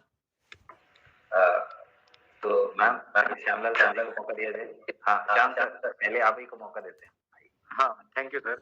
तो मैं बताना चाहता हूँ कि हमारा अंतर्राष्ट्रीय महिला दिवस है, ये हमारी महिलाओं की ने जो प्रगति की है उसको दर्शाने के लिए समाज में, और जो हमारी बेटियां हैं उनको जागृत करने के लिए कि हमारी महिलाओं ने इस समाज में कितना योगदान दिया है, इस पृथ्वी को यहाँ तक लेकर आई हैं, वो सारे समाज को दिखाने के लिए हम महिला दिवस मनाते हैं। महिलाओं का सशक्तिकरण करना नहीं है, महिलाओं का सशक्तिकरण प्रदर्शन है ये महिला दिवस।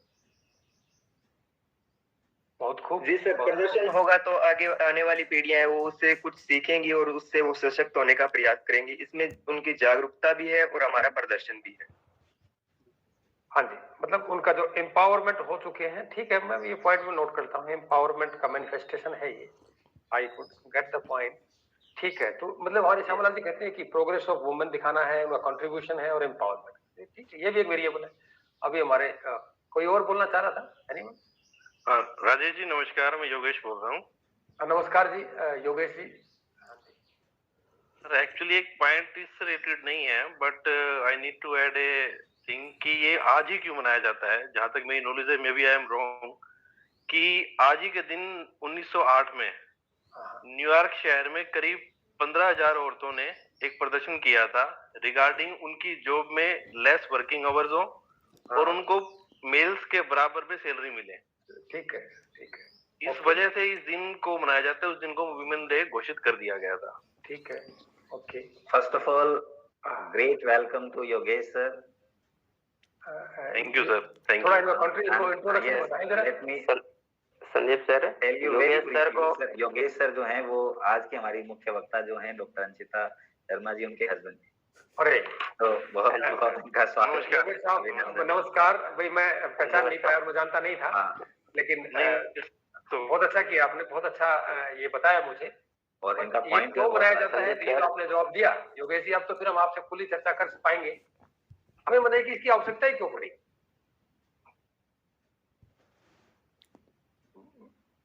चलिए, कोई और हमारे मुख्य वक्ता तो जरूर इस बात पर आवाज कट रही है सर आपकी राजेश जी। हाँ जी सर, कारण ये होगा कि हमारा कॉलेज का नेट है थोड़ा सा, मुझे लगता है कि इस कारण हो रहा होगा।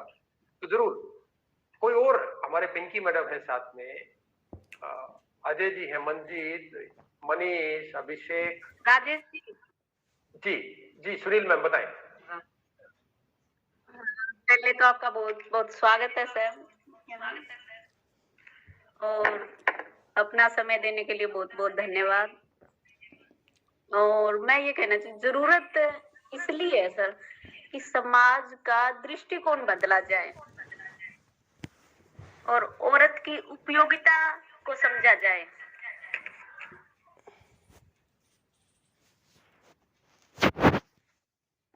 आज में सिर्फ पुरुष नहीं, महिला और पुरुष दोनों ही है।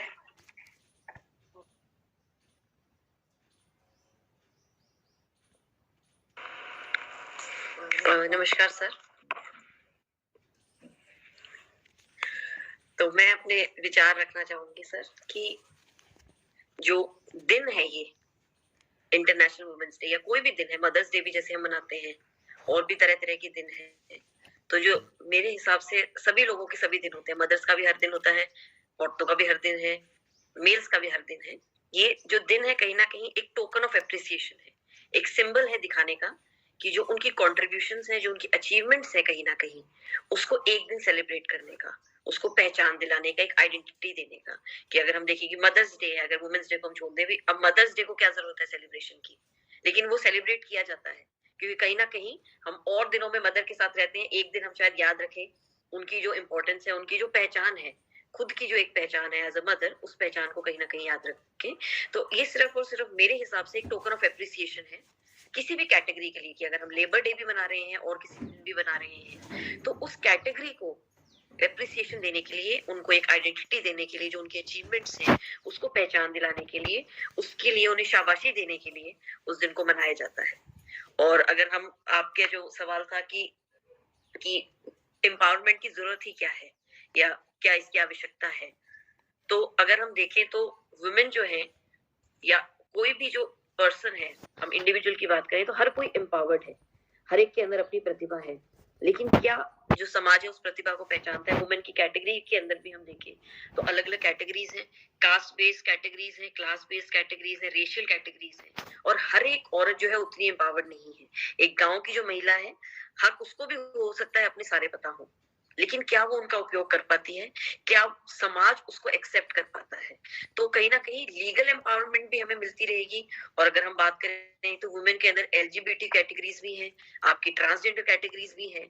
तो हर एक कैटेगरी को, चाहे वो महिलाओं की हो चाहे वो मेल्स की हो, नॉट जस्ट वुमेन, अगर दूसरे भी जो मेल्स हैं उनके अंदर भी बहुत सारी कैटेगरीज हैं जिनके राइट्स के बारे में बात की जाती है।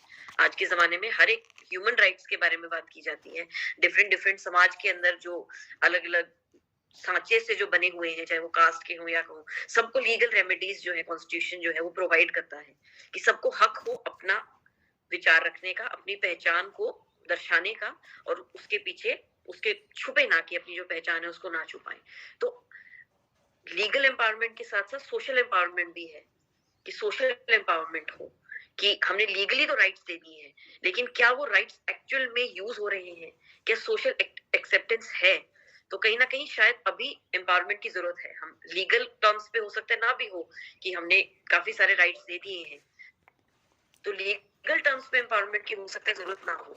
उसके अंदर भी डिफरेंट कैटेगरीज ऑफ वुमेन के लिए उसमें भी हो सकता है कि आगे फ्यूचर हमने नहीं देखा है कि आगे क्या हो सकता है, कि किस तरह की लीगल रेमेडीज इनवाइट की जा सकती है।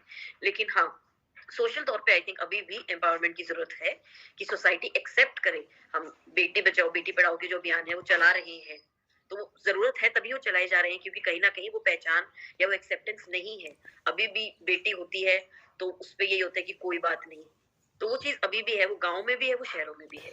और जैसे सुनील मैम ने बात की दृष्टिकोण की, कि एक मेल गेज जो है वो अलग तरीके से देखी, क्योंकि आप एक ऐसे मेल हैं जो वुमेन एम्पावरमेंट का सपोर्ट करते हैं, तो आपकी जो गेज है सर वो अलग होगी दूसरे की गेज से। अगर कोई औरत भी किसी को जज कर रही है, पितृत्मक जो पेट्रियार्कल कॉन्सेप्ट्स है उनके बेसिस पे अगर वो किसी औरत को जज कर रही है, तो उसकी फीमेल गेज नहीं है, उसकी भी वो मेल गेज है, वो पेट्रियार्कल गेज है कहीं ना कहीं। तो आप किस दृष्टिकोण से देखते हो? तो जो सपोर्ट कर रहा है किसी को, उसको शायद ये लगे कि क्या जरूरत है, मैं तो सपोर्ट कर रहा हूँ, लेकिन जो दूसरे लोग हैं वो नहीं सपोर्ट कर रहे हैं। तो कहीं ना कहीं उस सपोर्ट को इकट्ठा करने के लिए, एक समाज को एक लेवल प्लेइंग फील्ड पे लाने के लिए, इक्वालिटी लाने के लिए कहीं ना कहीं एम्पावरमेंट की हमें अभी भी आवश्यकता है। मैम बिल्कुल, आपने जैसा बताया कि टोकन ऑफ अप्रिसिएशन आपका मेन थीम था, कि इसलिए हम ये महिला दिवस मनाते हैं। बड़ा अच्छा पॉइंट है। I is also one of the variable of the point. Sanjay Manju लिखते हैं कि आत्मनिर्भर भारत की तरह आत्मनिर्भर महिला भी बने, उनको शिक्षा के साथ अन्य अधिकार भी मिले। ये भी अच्छा पॉइंट है, नोट कर लेता हूँ। आत्मनिर्भर, सेल्फ रिलायंस की बात हम करते हैं। देखिए, कुछ ही हमारे वेरिएबल्स निकल कर आ रहे हैं, कि ये कुछ कारक हम निकल रहे हैं जिससे कि हम ये क्यों हम मनाते हैं। आपने सेल्फ रिलायंस भी जरूरी है। कोई और अपने विचार, अपने पास समय है आधा घंटा, डॉक्टर संदीप अभी है अपने पास ना समय? Yes sir, we have ample time. We can discuss. तो ये डिस्कशन बहुत जरूरी है। जो विद्यार्थी हमारे इसमें पार्टिसिपेट कर रहे हैं, जो हमारे टीचर्स हैं, वो अपने विचार जरूर रखें। वो ये ना सोचे कि मैं जो बात कहना चाह रहा था किसी ने पहले कह दी है। काइंडली कंट्रीब्यूट, क्योंकि इससे ही निकल कर ना फिर चर्निंग होगी इसकी ना, फिर हम एक कंक्लूजन पर पहुंचेंगे कि मनाया क्यों जाता है, इसकी जरूरत क्यों पड़ी। कोई और अपने दे विचार, जरूर आपके विचार स्वागत ही होंगे। अगर कोई दोबारा भी बोलना चाहे तो भी। सर नमस्कार। नमस्कार पिंकी मैम, नमस्कार। I was expecting you. Thank you sir. Sir मैं चाहती हूँ कि महिला दिवस मनाना इसलिए भी जरूरी है ताकि हर साल जो महिला दिवस है ना, वो एक मंथन है कि हम हर साल मंथन करें कि कितनी महिलाओं ने हर साल एजुकेशन में कितना अच्छा किया है, कितना वो जॉब के लिए आगे निकली है, मतलब हर फील्ड में कितनी महिलाओं ने कितना अच्छा किया है। हर साल हम उस चीज का मंथन करें, और जब इस दिन महिलाएं, सारी की सारी महिलाएं जब एक मंच पे इकट्ठी होती हैं और जब हम देखते हैं कि हमारी महिला साथी मतलब हर एक फील्ड में हम देखते हैं कि इतनी लोग या जब भी अपनी जैसे जॉब की निकलती है तो हम यूँ देखते हैं कि इतनी महिला जो है इसमें लगी है या इसमें आई है। एजुकेशन में भी जब एडमिशन चलते हैं तो आप देखते हैं कि इतनी महिला है, या स्कोर में भी हम देखते हैं कि ये लड़की अब की बार टॉप पे है। तो एक कहीं ना कहीं हमें मोटिवेशन मिलता है उस चीज को देख के कि महिला देखो कितना हर फील्ड में आगे अचीवमेंट कर रही हैं। तो इससे इसलिए जरूरी है ताकि वो किया जाए, और अगर गलत कहीं ना कहीं हो रहा है तो उससे रिलेटेड हम प्लान कर सकते हैं ताकि उसको जो गलत हो रहा है उसको कम किया जाए और जो अच्छा हो रहा है उसको और ज्यादा बढ़ाया जाए। Thank you sir. बहुत ही शानदार बात कही। मैंने जैसे आपने बताया कि मंथन करने का दिन है ये, और जैसे कि और ये मंथन दूसरों को मोटिवेशन भी ये देता है, और आपने 2-3 उदाहरण भी इसके साथ दिए, ये भी अच्छा पॉइंट है। ख्याल से बोलो तो वेरिएबल ये भी एक कारक हो सकता है कि क्यों हमें मनाया जाता है। और भी हमारे पास लगभग 32 लोग इसमें जुड़े हुए हैं, और अभी तक कुछ ही लोगों के विचार, 7 लोगों के विचार मुझे सुनने को मिले हैं। और मैं एक छोटा सा क्विज, 5 क्वेश्चन का क्विज मैं तैयार कर रहा हूँ कि हमें मैं गूगल फॉर्म है मेरे पास, मैं डॉक्टर संदीप के पास उसका लिंक भेज दूंगा और वो अपने इन्फो ग्रुप में भी डलवा दे, और बच्चों के पास भी एनएसएस ग्रुप में। जानना चाहेंगे थोड़ा सा महिला दिवस के बारे में कि वो कितने अवेयर हैं, या क्या जो छोटे क्वेश्चन है, बहुत ही आसान, आप गूगल करके भी इसको देख सकते हो। हाँ जी, आप मुझे भेज सकते हैं वाया मेल और वाया व्हाट्सएप व्हाटएवर। अब मैं मोस्ट प्रोबब्ली मैं आपको ना इसके बाद ही, क्योंकि क्वेश्चंस लगभग तैयार है, मैं इसके बाद ही मैं आपको भेज दूंगा व्हाट्सएप। मैं कर दूंगा सर शेयर सभी ग्रुप्स में। Let us see how much we contribute, और कितने हमारे स्टूडेंट कंट्रीब्यूट करते हैं।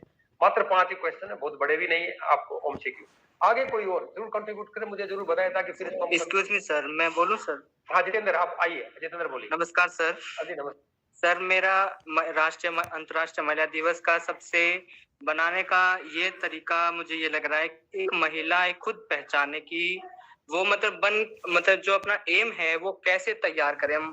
कि कई बार क्या होता है, रूढ़िवादी परंपरा या अपने पारिवारिक जीवन के आधार पर वो अपने एम को छोड़ देती है। तो आज के दिन ये संकल्प करे एक लड़की या महिला कि मैं अपने जीवन में बन क्या सकती हूँ। कहीं ना कहीं ये होता है सर कि पारिवारिक दृष्टिकोण के आधार पर या अपने जो ससुराल है उसके आधार पर वो अपने एम को छोड़ देती है। तो इस वजह से मैं ये बनाने का सबसे बड़ा संकल्प भी देखना चाहता हूँ कि वो अपनी पारिवारिक समस्याओं से जूझते हुए अपने एम को ना छोड़े। बिल्कुल जितेंद्र, बहुत बहुत धन्यवाद आपका। तो आप कहते हैं कि ये एक संकल्प दिवस के रूप में भी देखा जाना चाहिए, ताकि इसमें अगर महिलाओं को फैसला लेना है स्वयं से संबंधित, तो वो उस पर फैसला स्वयं ले। बहुत अच्छी बात है सर। अपने महाविद्यालय से डॉक्टर स्वाति हैं और इसके अलावा आपके डिपार्टमेंट से हैं सुनील सर, तो इनको मैं आमंत्रित करूंगा। डॉक्टर स्वाति बहुत ही उम्दा किस्म की जो हमारे संगीतज्ञ हैं, बहुत ही बढ़िया आवाज तो उनकी बहुत ही सुरीली है। मैं उनके भी विचार जानना चाहूंगा, डॉक्टर सुनील के भी विचार मैं जानना चाहूंगा। वो भी काफी एक्टिव हैं और बड़े एक चिंतनशील व्यक्ति हैं, विचारक उनको हम कह सकते हैं। तो डॉक्टर स्वाति आप हैं यहाँ पर? डॉक्टर स्वाति? हाँ जी सर। हाँ जी, स्वागत मैम, स्वागत आपका। जरूर आप अपने विचार जरूर दें कि भाई हमें इस दिन 8 मार्च को महिला दिवस मनाने की, 8 मार्च की बात नहीं कर रहा हूँ, महिला दिवस मनाने की आवश्यकता ही क्यों पड़ी? That is my question. अच्छा, ये तो बड़ा विचारणीय प्रश्न है और ये क्यों बड़ी जरूरत। जी आप डॉक्टर स्वाति आप ये समय लेना चाहे तो सोच सकते हैं। मैं तब तक डॉक्टर सुनील को मैं इनवाइट करना चाहता हूँ। डॉक्टर सुनील, अगर आप विचार करना चाहें इस पर। डॉक्टर सुनील, डॉक्टर सुनील भी है सर, शायद हिंदी डिपार्टमेंट से सुनीता मैडम भी हैं, शायद जुड़े हुए हैं। हाँ, तो वो सभी टीचर से मेरा अनुरोध कि आप ऐड कंट्रीब्यूट जरूर करें। हाँ नमस्कार डॉक्टर साहब, बताइए। अच्छा सर, मेरे विचार में जो आप क्वेश्चन आपने किया कि जरूरत ही क्यों पड़ी। हाँ बिल्कुल, प्रश्न मेरा यही है। क्योंकि अगर हम पिछले अपने इतिहास में जाए, सनातन में जाए, तो वहां पर ये बोला जाता है यत्र नार्यस्तु पूजन्ते तत्र रमन्ते देवता। तो वहां पर तो इक्वालिटी की बात हुई है, पहले से ही एक समान रहा है, चाहे नारी हो या पुरुष की बात की जाए। लेकिन बीच में जो सोसाइटी में, समाज में डिस्टोर्शन हुआ है। बहुत सारे, अपने इंडिया की ही बात नहीं है, हर एक जगह की बात है, क्योंकि हर एक जगह कहीं ना कहीं किसी न किसी प्रकार से एक दूसरे को दबाया गया है, कुचला गया है। और उस डिस्टोर्शन में सबसे ज्यादा जो कल्चरल और सोसाइटल डिस्टोर्शन में सबसे ज्यादा नुकसान हुआ है वो महिलाओं का हुआ है। और महिलाओं ने कहीं ना कहीं फिर उसमें अपने आप एक अंदर से एक्सेप्ट भी कर लिया कि हम कमजोर हैं। जो आप डिपेंडेंसी की बात कही थी किसी ने, तो उन्होंने एक प्रकार से स्वीकार कर लिया कि हम कमजोर हैं। और उसी जकड़न को तोड़ने की जरूरत आज है, इसी वजह से शायद ये बनाया जा रहा है। उसी को वो इंजॉय करने लग गए, कंफर्ट जोन में आ गए हैं कि शायद ये ठीक है, ठीक ही चल रहा है। हम अगर इसकी बात भी करते हैं इस सेमिनार के बाद, इस लेक्चर के बाद, उसके बाद भी कोई ज्यादा सा बदलाव देखने में नजर नहीं आता। बहुत सारे एम्पावरमेंट के सेमिनार इस तरह के होते रहे हैं, होते आए हैं, क्योंकि इसके बारे में ज्यादा डिटेल में या ज्यादा डीप में कोई सोचना चाहता भी नहीं है। चाहते हैं तो सोच तक ही सीमित रह जाता है, उसमें बदलाव लाने के लिए जो मेहनत करनी पड़ती है वो नहीं करना चाहते। तो मेरे ख्याल से तो यही कि जो डिस्टोर्शन रहा है हमारी सोसाइटी में आक्रांताओं की वजह से, क्योंकि मुझे लगता है कि ह्यूमन या मानव जो इंसान की प्रवृत्ति है, एक एनिमल टेंडेंसी उसमें है, उसको ट्रेन किया जा रहा है बार बार। उस ट्रेनिंग के दौरान उसको दोबारा से इंसानियत के करीब लेके आया जा रहा है, फिर दोबारा से वो कहीं ना कहीं रिग्रेस करता है, रिग्रेशन में जाता है, दोबारा से गो बैक करता है अपने उसी प्रवृत्ति की ओर। जैसे अभी रूस, रसिया, यूक्रेन, ये जो वार चला हुआ है, तो वहां पर भी कितना ट्रेन कर लिया, दोबारा वहीं जा रहा है। उसमें नुकसान देख लेना बाद में वही आएगा कि जितने भी वार हुए कि वहां पर इतने बलात्कार हुए, कहीं ना कहीं उन्होंने टारगेट उसी स्पेसिफिक तबके को करना है। और उस तबके ने भी अंदर से स्वीकार कर लिया कि लड़ना नहीं है, बातों तक सीमित रह गया। जितने भी ये इंटेलेक्चुअल टॉक होते हैं हमारे, वो घरों तक नहीं जाते। पेरेंटिंग या पेरेंट्स ट्रेनिंग की जो जरूरत है वो ज्यादा जरूरत है मेरे ख्याल से बच्चों से भी, तो उसको लेकर भी सेमिनार होने जरूरी है सर। तो मेरे ख्याल से तो इतना ही है। डॉक्टर सुनील, बड़ी काफी विचारनशील बात आपने कही कि भाई लैक ऑफ इक्वलिटी, जो कि हिस्टोरिकल रोंग्स, जो ऐतिहासिक रूप से जो गलत किया गया है महिलाओं के साथ, उसके कारण महिलाओं में एक धारणा बस गई है कि उन्होंने ही स्वयं ये स्वीकार कर लिया है, इसको सेल्फ फुलफिलिंग प्रोफेसी हम कह सकते हैं। तो उस दीवार को तोड़ने के लिए, उस बंधन को से आजादी के लिए हमें इस दिन की आवश्यकता पड़ी है, ये भी एक फैक्टर है। हाँ, डॉक्टर संदीप कुछ बोलना चाहते हैं? हाँ सर, मैं इस पर अपना विचार रखना चाहता हूँ, बताना चाहता हूँ कि इसकी जरूरत हमें क्यों पड़ी। एक और सवाल से कि क्या हमें अंतर्राष्ट्रीय पुरुष दिवस मनाने की आवश्यकता है? जवाब है नहीं। क्यों? क्योंकि पुरुष पूरी तरीके से एम्पावर्ड है, उन्हें और एम्पावरमेंट की आवश्यकता नहीं है। और ऐसा नहीं कि अभी, वो शुरू से ही है, इसलिए कभी भी अंतर्राष्ट्रीय पुरुष दिवस मनाने की आवश्यकता नहीं। तो अंतर्राष्ट्रीय महिला दिवस की बनाने की आवश्यकता क्यों पड़ती है? क्योंकि वो एम्पावर्ड नहीं। और मेरी तो कहीं ना कहीं आगे ये क्या कहते हैं, शुभकामनाएं हैं कि एक दिन ऐसा आए जब हमें अंतर्राष्ट्रीय महिला दिवस मनाने की आवश्यकता ही ना पड़े। यही मेरा जवाब। सर मैं एक बात कहना चाहता हूँ। हाँ जी श्याम सर, ये अंतर्राष्ट्रीय पुरुष दिवस मनाने की आवश्यकता तो बहुत है, पर समाज स्वीकार नहीं कर रहे। हाँ, ये बड़ा ही आपका मैं भी बहुत ही कमाल का लगा। डॉक्टर अब की बार आदमपुर कॉलेज में मनाएंगे। Thank you madam, thank you. Doctor Swati बोलना चाह रही है। डॉक्टर स्वाति, स्वागत आपका। हाँ जी, मैं श्यामलाल सर ने जो बोला इसके फेवर में हूँ। और बात मेरे हिसाब से ना मतलब विमेंस डे सेलिब्रेशन किया ना पुरुष, मतलब मैं मानवता को ज्यादा प्रेफरेंस देती हूँ। आज इस चीज को की कमी हमें नजर आती है। आज मैं कल भी बात हुई थी और आज अशोक सर से मैं यही बात कर रही थी कि मेरा जब एक इंटरव्यू था ये नौकरी का, तो पूरा पैनल बैठा हुआ था सामने, तो उन्होंने मुझसे महिला आरक्षण पर बोलने के लिए बोला, आपके क्या विचार है, उन्होंने मुझसे ये पूछा। तो मैंने उनको यही बोला कि मैं इस फेवर में नहीं हूँ, क्योंकि मैं बचपन से ही मैंने कभी मैं फेवर नहीं किया इस चीज का भी, मैं महिला हूँ और ये इस तरह से, क्योंकि हमारे माता पिता ने भी हमारा पालन पोषण इस तरह से नहीं किया कि लड़कियों को पीछे रखो और ये ऐसे मतलब घर से माहौल ही ऐसा स्वतंत्र ही रहा, सब इक्वल सा ही रहा। तो जब मुझसे ये उसमें पूछा गया इंटरव्यू में, तो मैंने कहा भी मैं इसके फेवर में नहीं हूँ। तो फिर वो जो जेंट्स बैठे थे कहते क्यों, जो महिला बैठी थी उन्होंने कहा आपका अधिकार है, ये जहाँ पर अधिकार की बात है अपना लड़ना चाहिए। तो मैंने कहा कि मैंने एक उदाहरण दिया अपना पर्सनल। अक्सर दिल्ली आना जाना रहता था, तो ब्रदर साथ जाता था। तो हम जैसे अंदर एंटर करते थे तो वहाँ मैं जैसे होती है सीट वैकेंट होती है महिला के लिए, तो मेरा भाई हमेशा कहता था कि जा वहाँ पर है ना मेल पर्सन बैठा है, उनको उठा के आप बैठ जाओ, उनको कह दो। तो मैं तो इस फेवर में कभी थी ही नहीं। तो मैं कहती नहीं, मैं चाहे मेरे को 2 घंटे का ट्रेवल, हमें डेढ़ घंटा लगता था, 2 घंटे लगते थे, खड़े होके ही मैं ट्रेवल करती थी ब्रदर के साथ। कहता वो मेरे से लड़ता रहता था सारे रास्ते, खड़ी रही, लड़ते लड़ते जाता था, घर पे भी लड़ता था। भाई तेरे को कहा था सीट, जब तुम्हारी सीट है तो बैठो, मगर मैं इस फेवर में कभी नहीं थी। फिर मैंने ये इंटरव्यू में बोला कि जब हम बस में चढ़ते हैं या कहीं भी चढ़ते हैं ऐसे बस में मेट्रो में, तो पुरुष जो पर्सन है वो अपनी सीट छोड़ के हमारे को सीट देते हैं। वहां तो कुछ लिखा ही नहीं होता ये महिला की सीट है पुरुष की, वो वहां पर एटिकेट्स है ना, वो अपने आप सीट हमारे को ऑफर कर रहे हैं। तो मैंने यही बोला वहां पर कि यहाँ पर वो बात इक्वल हो जाती है, तो इसमें वो नहीं है। हालांकि देखो जब कोई महिला बच्चा लेके घूमने ट्रेवल करती है उसको 90% लोग सीट दे देते हैं, जबकि पुरुष के हाथ में आप बच्चा देखोगे तो कोई सीट नहीं देता। ये क्या बात है? तो यहाँ पर मानवता की बात है ना, कि कोई मतलब ये चीज के फेवर में मैं हुई नहीं।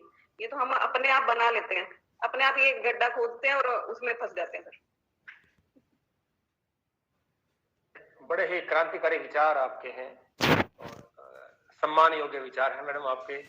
बिल्कुल सही कहा आपने कि लगभग मनोशास्त्र रूप से आपने एक मैसेज दिया है सभी को। जैसा मैं मान रहा हूँ कि हम जब अपने आप को ये मान बैठे कि हम कमजोर हैं, तो तभी हमें आवश्यकता पड़ी है इन चीजों। बहुत ही बढ़िया बात। मुझे लगता है कि आपका यही था विचार। मैम बहुत ही कमाल की बात आपने कही, और कहीं ना कहीं ये वो शिक्षा है जो हमें आने वाली पीढ़ी को देनी चाहिए। बिल्कुल प्रैक्टिकल बात है। हम अपने आप अपनी सोच से ही सब वातावरण अपना क्रिएट करते हैं। हमारी सोच है वो, तो अपनी सोच को बदलना चाहिए। ठीक है, बिल्कुल बिल्कुल। धन्यवाद मैडम आपका। कोई और बोलना चाहता है? मैम ने सही कहा कि खुद को भी डिपेंड होना चाहिए, लेकिन सर हमारे समाज में एक धारणा बन चुकी है कि लड़का लड़की इक्वल होते हैं। एक्चुअली तो हम ये कहते हैं कि लेडीज फर्स्ट, तो फिर सर बेटी बचाओ बेटी पढ़ाओ का अभियान क्यों चलाना पड़ता है? सेकंड सर, एक लड़की को हमेशा घूंघट क्यों निकालना पड़ता है शादी के बाद? और सर एक लड़की को हमेशा ससुराल क्यों जाना पड़ता है, एक लड़का नहीं आता? सर एक लड़के को रात को कभी नहीं कहा जाता कि वो मतलब बाहर ना जाए, लेकिन एक लड़की को हमेशा कहा जाता है। एक लड़की सर एक पाँव आगे रखती तो उसे 2 कदम पीछे खींच लिया जाता है। तो ये कमी सारी लड़की की भी नहीं है सर, हमारे समाज की भी है। तो कहीं ना कहीं एक लड़की कितनी भी कोशिश कर ले, कितनी भी हिम्मत कर ले, लेकिन सर वो एक लड़के के इक्वल नहीं आ सकती। हम एक की सोच बदल सकते हैं, 2 के बदल सकते हैं, 3 के बदल सकते हैं, लेकिन इतने बड़े समाज की, इतनी बड़ी दुनिया की नहीं बदल सकते सर हम। तो एक लड़की को बदलना जरूरी है सर, एक औरत को बदलना जरूरी है, लेकिन उसके साथ साथ हमारे पूरे समाज की सोच का बदलना भी जरूरी है। ये देखिए, ये इस प्रकार से मनीषा के जो विचार हैं, ये मनीषा के विचार नहीं है, ये इस मनीषा के आसपास के जो वातावरण है, ये उसका ये मैनिफेस्टेशन है। तो हम इस पर विचार ये है एक्चुअल में जो दबे हुए भाव जो है, जो परेशानियां हैं, वो ये सामने निकल कर आ रही है। तो अंशिता मैडम कुछ बोलना चाह रही थी, उन्होंने अनम्यूट किया था। मैडम जरूर प्लीज। मैं सर स्वाति मैम की जो बात थी कि जैसे उन्होंने बताया कि वो एक काफी स्वतंत्र परिवार से बिलोंग करती है कहीं ना कहीं, तो मैं इसी बारे में कहना चाहती हूँ कि जो स्वतंत्र माहौल में रहते हैं कहीं ना कहीं, जो प्रिविलेज पोजीशन में हैं, उनको शायद जो नॉन प्रिविलेज हैं उनकी समस्याएं नहीं दिखाई देती हैं कि वो किस समस्या से गुजर रहे हैं, और आज वो इस अच्छी पोजीशन पर हैं और ये बहुत एक एप्रिसिएशन की बात है। लेकिन ऐसी भी बहुत सारी लड़कियां हैं जो शायद उस पोजीशन तक कभी पहुंच ही नहीं पाई, उनको सोचने की आजादी नहीं थी, उनको सोचने का ही हक नहीं था कि वो उस बात तक सोच सके। तो जो ये विमेन्स डे है या जो वुमेन एम्पावरमेंट की बात है, वो नॉन प्रिविलेज सेक्शन के लिए है, जो आज भी हम प्रिविलेज पोजीशन पे इसलिए पहुंचे हैं क्योंकि बहुत सारी महिलाओं ने इसके लिए लड़ाई की है, उन्होंने अपनी कंट्रीब्यूशन की है, उन्होंने आवाज उठाई है अपने हकों के लिए, तब हम आज इस सिचुएशन तक पहुंचे हैं। अगर सनातन धर्म में महिलाओं को आजादी थी तो वो बीच में कहीं चली गई, अब वो दोबारा उस आजादी को पाने के लिए हमें संघर्ष करना पड़ा है। तो कहीं ना कहीं अभी एम्पावरमेंट की, जैसे कि मनीषा ने भी बात करी कि आप पूरे समाज को जो है वो उसको बदलना पड़ेगा।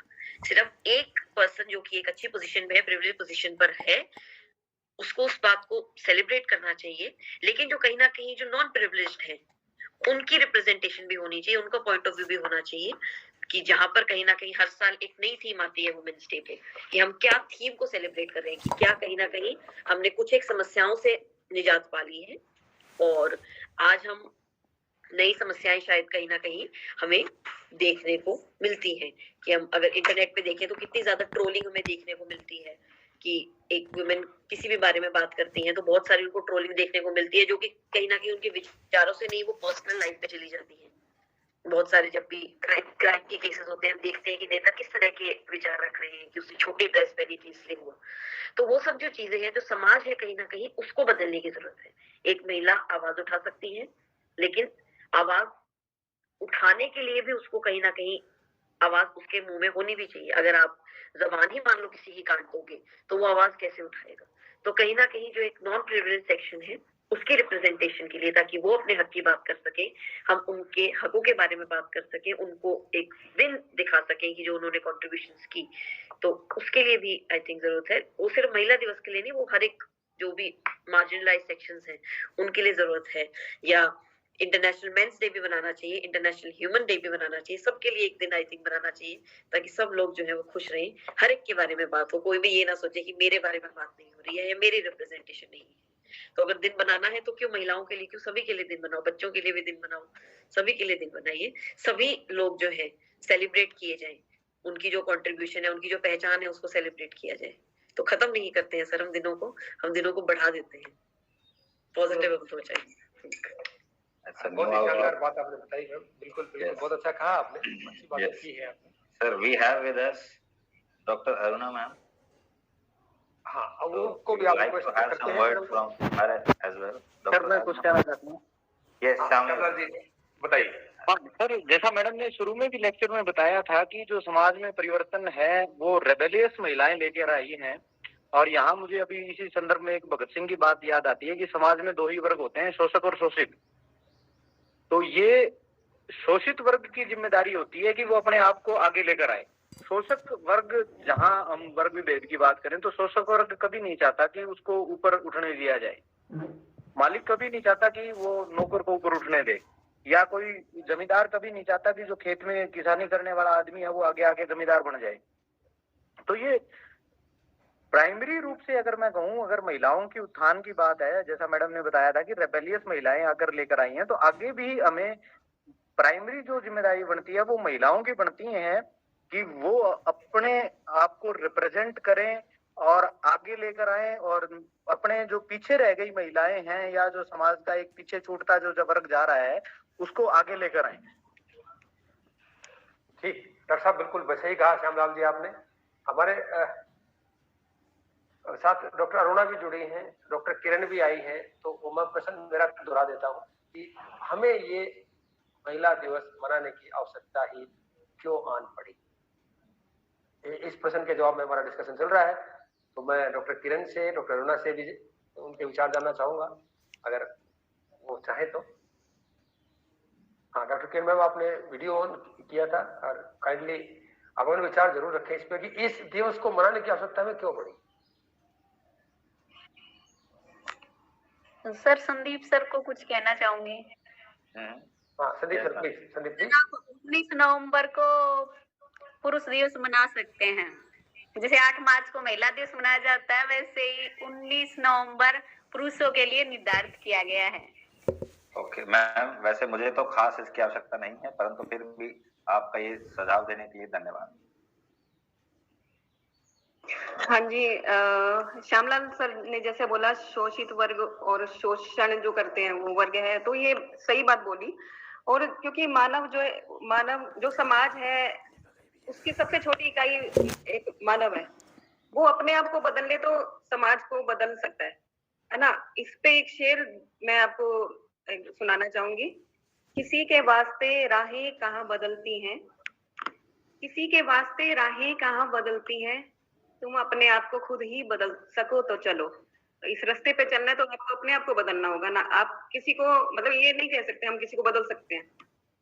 आप अपने आप को बदलोगे तब आपका आसपास बदलेगा, फिर वही समाज। बहुत शानदार मैडम, बहुत बहुत अच्छा। फिर वो पूरा विश्व, तो यहाँ से काम करना पड़ेगा। मुझे लगता है ये गजल से लिया गया सुचित्रा सिंह की गजल है इसे, है ना? बहुत अच्छी बात कही आपने। कोई और बोलना चाहे इससे पहले कि समय आपका हो चला है तो हम कंक्लूड करें मेरी तरफ से जिन्होंने मुझे मौका दिया था बोलने का। हाँ जी सर। हाँ doctor Sandeep. Yes sir, now you can conclude and then we can मैं 2 मिनट लूंगा, मैं बहुत ज्यादा नहीं बोलूंगा क्योंकि सारे you can take 5 minutes or more as well. हाँ, तो बहुत सारे ये मेरे पास कुछ वेरिएबल्स आए हैं जो मैंने नोट किए हैं। सभी ने अपने अपने सजेशन इसमें दिए हैं। किसी ने डिपेंडेंसी की बात की है, किसी ने महिलाओं के हक की बात की है, सम्मान की बात की है, प्रोग्रेस की बात की। सारा अगर हम ध्यान से इसको देखें तो हम देखें कि एक आंतरिक चाह है हमारे अंदर कि चाहे पुरुष में हो महिलाओं में कि हम इनको ऊपर लेके आए। तो इनको बड़ी एक इंटरेस्टिंग सी और कॉन्ट्राडिक्टरी बात जो मुझे लगती है कि महिलाएं दिवस को निर्धारण करने वाले भी पुरुष ही हैं। हर साल में क्या थीम रहेगा उसको निर्धारण करने वाले पुरुष ही हैं, क्योंकि पैट्रियार्कल सोसाइटी जैसी डॉक्टर सीता ने सभी ने जैसे बात की है। तो जो ऐतिहासिक रूप से कुछ सनातन की भी बात आई थी कि सनातन में महिलाओं को बराबरी थी या उनको स्वयंवर का अधिकार था, क्योंकि कहीं ना कहीं जो बाहर से आक्रांताएं आए उनके कारण से उसमें काफी कुछ बदलाव आया जो कि आज भी जारी है और महिलाएं कुछ अपना एफर्ट लगा रही है। अगर मैं अपने दृष्टिकोण की बात करूं तो मैं ये कहना चाहूंगा कि इसकी आवश्यकता हमें इसलिए पड़ती है कि जिस समाज का जो बराबर का हिस्सा है उसके योगदान को हम का मतलब यहाँ पर मैं नहीं कह रहा, जो पुरुष समाज है, पुरुष जो लोग हैं या जो इसको रेगुलेट कर रहे हैं टोटल कंट्रोल किए हुए, वो समय समय पर उसको उतना श्रेय नहीं देते हैं। जिसका कारण ये होता है कि इनको बार बार जगाने के लिए, उसकी स्मृति को बार बार याद करने के लिए मुझे लगता है ऐसे दिनों की आवश्यकता है। इसके साथ साथ आप देखें जैसे साइंस डे मनाया जाता है, साइंस डे में तो कोई शोषित नहीं है। चिल्ड्रन डे मनाया जाता है तो चिल्ड्रन तो शोषित नहीं है। मदर्स डे मनाया जाता है। तो मुझे जो मेरा भाव है इसमें से जो निकल कर आया इस डिस्कशन से, तो मुझे तो ऐसा ही लगा कि जो उनका योगदान है, अगर उस योगदान को हम जैसे एक नोबेल प्राइज की बात आती है तो मुझे नहीं लगता कि मैरी क्यूरी को छोड़कर कोई ऐसी महिला है, कोई ऐसा पुरुष रहा हो जिसको 2 विषय में नोबेल प्राइज मिला हो। फिजिक्स में मिला 1903 में उनको, 1922 में केमिस्ट्री में मिला। और पहली महिला, पहले ऐसा कोई है जिसको एक ही व्यक्ति को 2 विषय में नोबेल प्राइज दिया गया। कमाल की बात है कि नोबेल प्राइज देने वाले भी पुरुष ही थे। बड़ी मशक्कत के बाद उनको प्राइज दिया गया था, कितनी मेहनत उन्होंने की थी। ये चलो बहुत सारे हिस्टोरिकल एग्जांपल्स है। तो जैसे कि डॉक्टर सुनील ने भी कहा, डॉक्टर सीता ने भी कहा, डॉक्टर सौद, सभी ने, मनीषा बेटी ने भी कहा कि जो हमारी स्मृति कहीं ना कहीं है वो उनके योगदान को कहीं अगर खो जाती है उसको बार बार हमें याद दिलानी। अब बात ये आती है कि याद दिलाने जरूरत के ऊपर, क्योंकि उनको जो कंट्रीब्यूशन है या जो उनका हक है उसको दूसरे व्यक्ति ने, दूसरे पुरुषों ने अपने कब्जे में रख लिया है, जो कि ये चलता भी रहेगा। मुझे नहीं लगता है कि आने वाले भविष्य में कुछ इसमें बहुत ज्यादा सिग्निफिकेंट बदलाव होने वाला है। हाँ, महिलाओं के हक के नाम पर, आरक्षण के नाम पर थोड़ा बहुत उनको वो दिया जा सकता है, स्वतंत्रता एक प्रकार की, और जिसके फलस्वरूप समय समय पर उनको एक इस बात का भाव, इस बात की खुशी जरूर मिलती है कि हमें कुछ बराबर का हक देने की चेष्टा की जाए। अंतिम बात मैं करता हूं, एक मैंने अभी भी एक लड़की है मोनिका, जिसका नाम मनीषा से वो लॉगिन है, उन्होंने एक बड़ा डिस्टर्बिंग सा इसमें चैट लिखा है। सर मेरा नाम मोनिका है, शॉर्ट में हूं तो रोटी मेकर।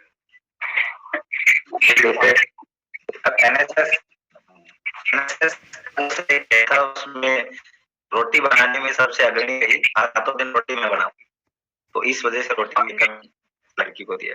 अच्छा, चलो चलो, मुझे लगा कि ये रोटी मेकर जो है एक कटाक्ष है समाज पर, मैं उस पर बोलने वाला था। अब तो नहीं दिया गया है ना? हाँ जी सर। हाँ, चलो देन ओके। फिर मैं उस तरह, अच्छा कि आपने मुझे याद दिला दी, नहीं तो मैं इसके दूसरे पहलू पर मैं सोच बैठा था। और एक और मंजीत भद्रेचा नाम से किसी ने लोग, सर आज मैं सोशल मीडिया पर बात नोट की है कि सभी जगह लिखा है कि महिला का सम्मान कीजिए। इस पर मैं कहना चाहता हूँ कि कहीं ना कहीं समाज के महिलाओं स्थिति उत्पन्न कर दी कि बात आज दिखनी पड़ रही है कि इसे समान दृष्टि से हर दिन महिला दिवस मनाए, ताकि आने वाले महिला दिवस पर सम्मान की बात लिख। चलो, बहुत अच्छी बात है। मैं एक छोटा सा एग्जांपल आपको देता हूँ, जो कि मैं खुद पहले मैं स्कूल में था, तो मैं केलनिया गांव में था, वहाँ टीचर, तो कहीं किसी लेक्चर में मैंने कह दिया होगा, घूंघट के खिलाफ मैंने बोल दिया होगा कि घूंघट सही नहीं है, होना नहीं चाहिए। पिछले साल मेरे पास एक बच्चे का SMS वो आया फेसबुक पर और व्हाट्सएप पर, कभी भी सर आपकी बात को लागू कर दिया है।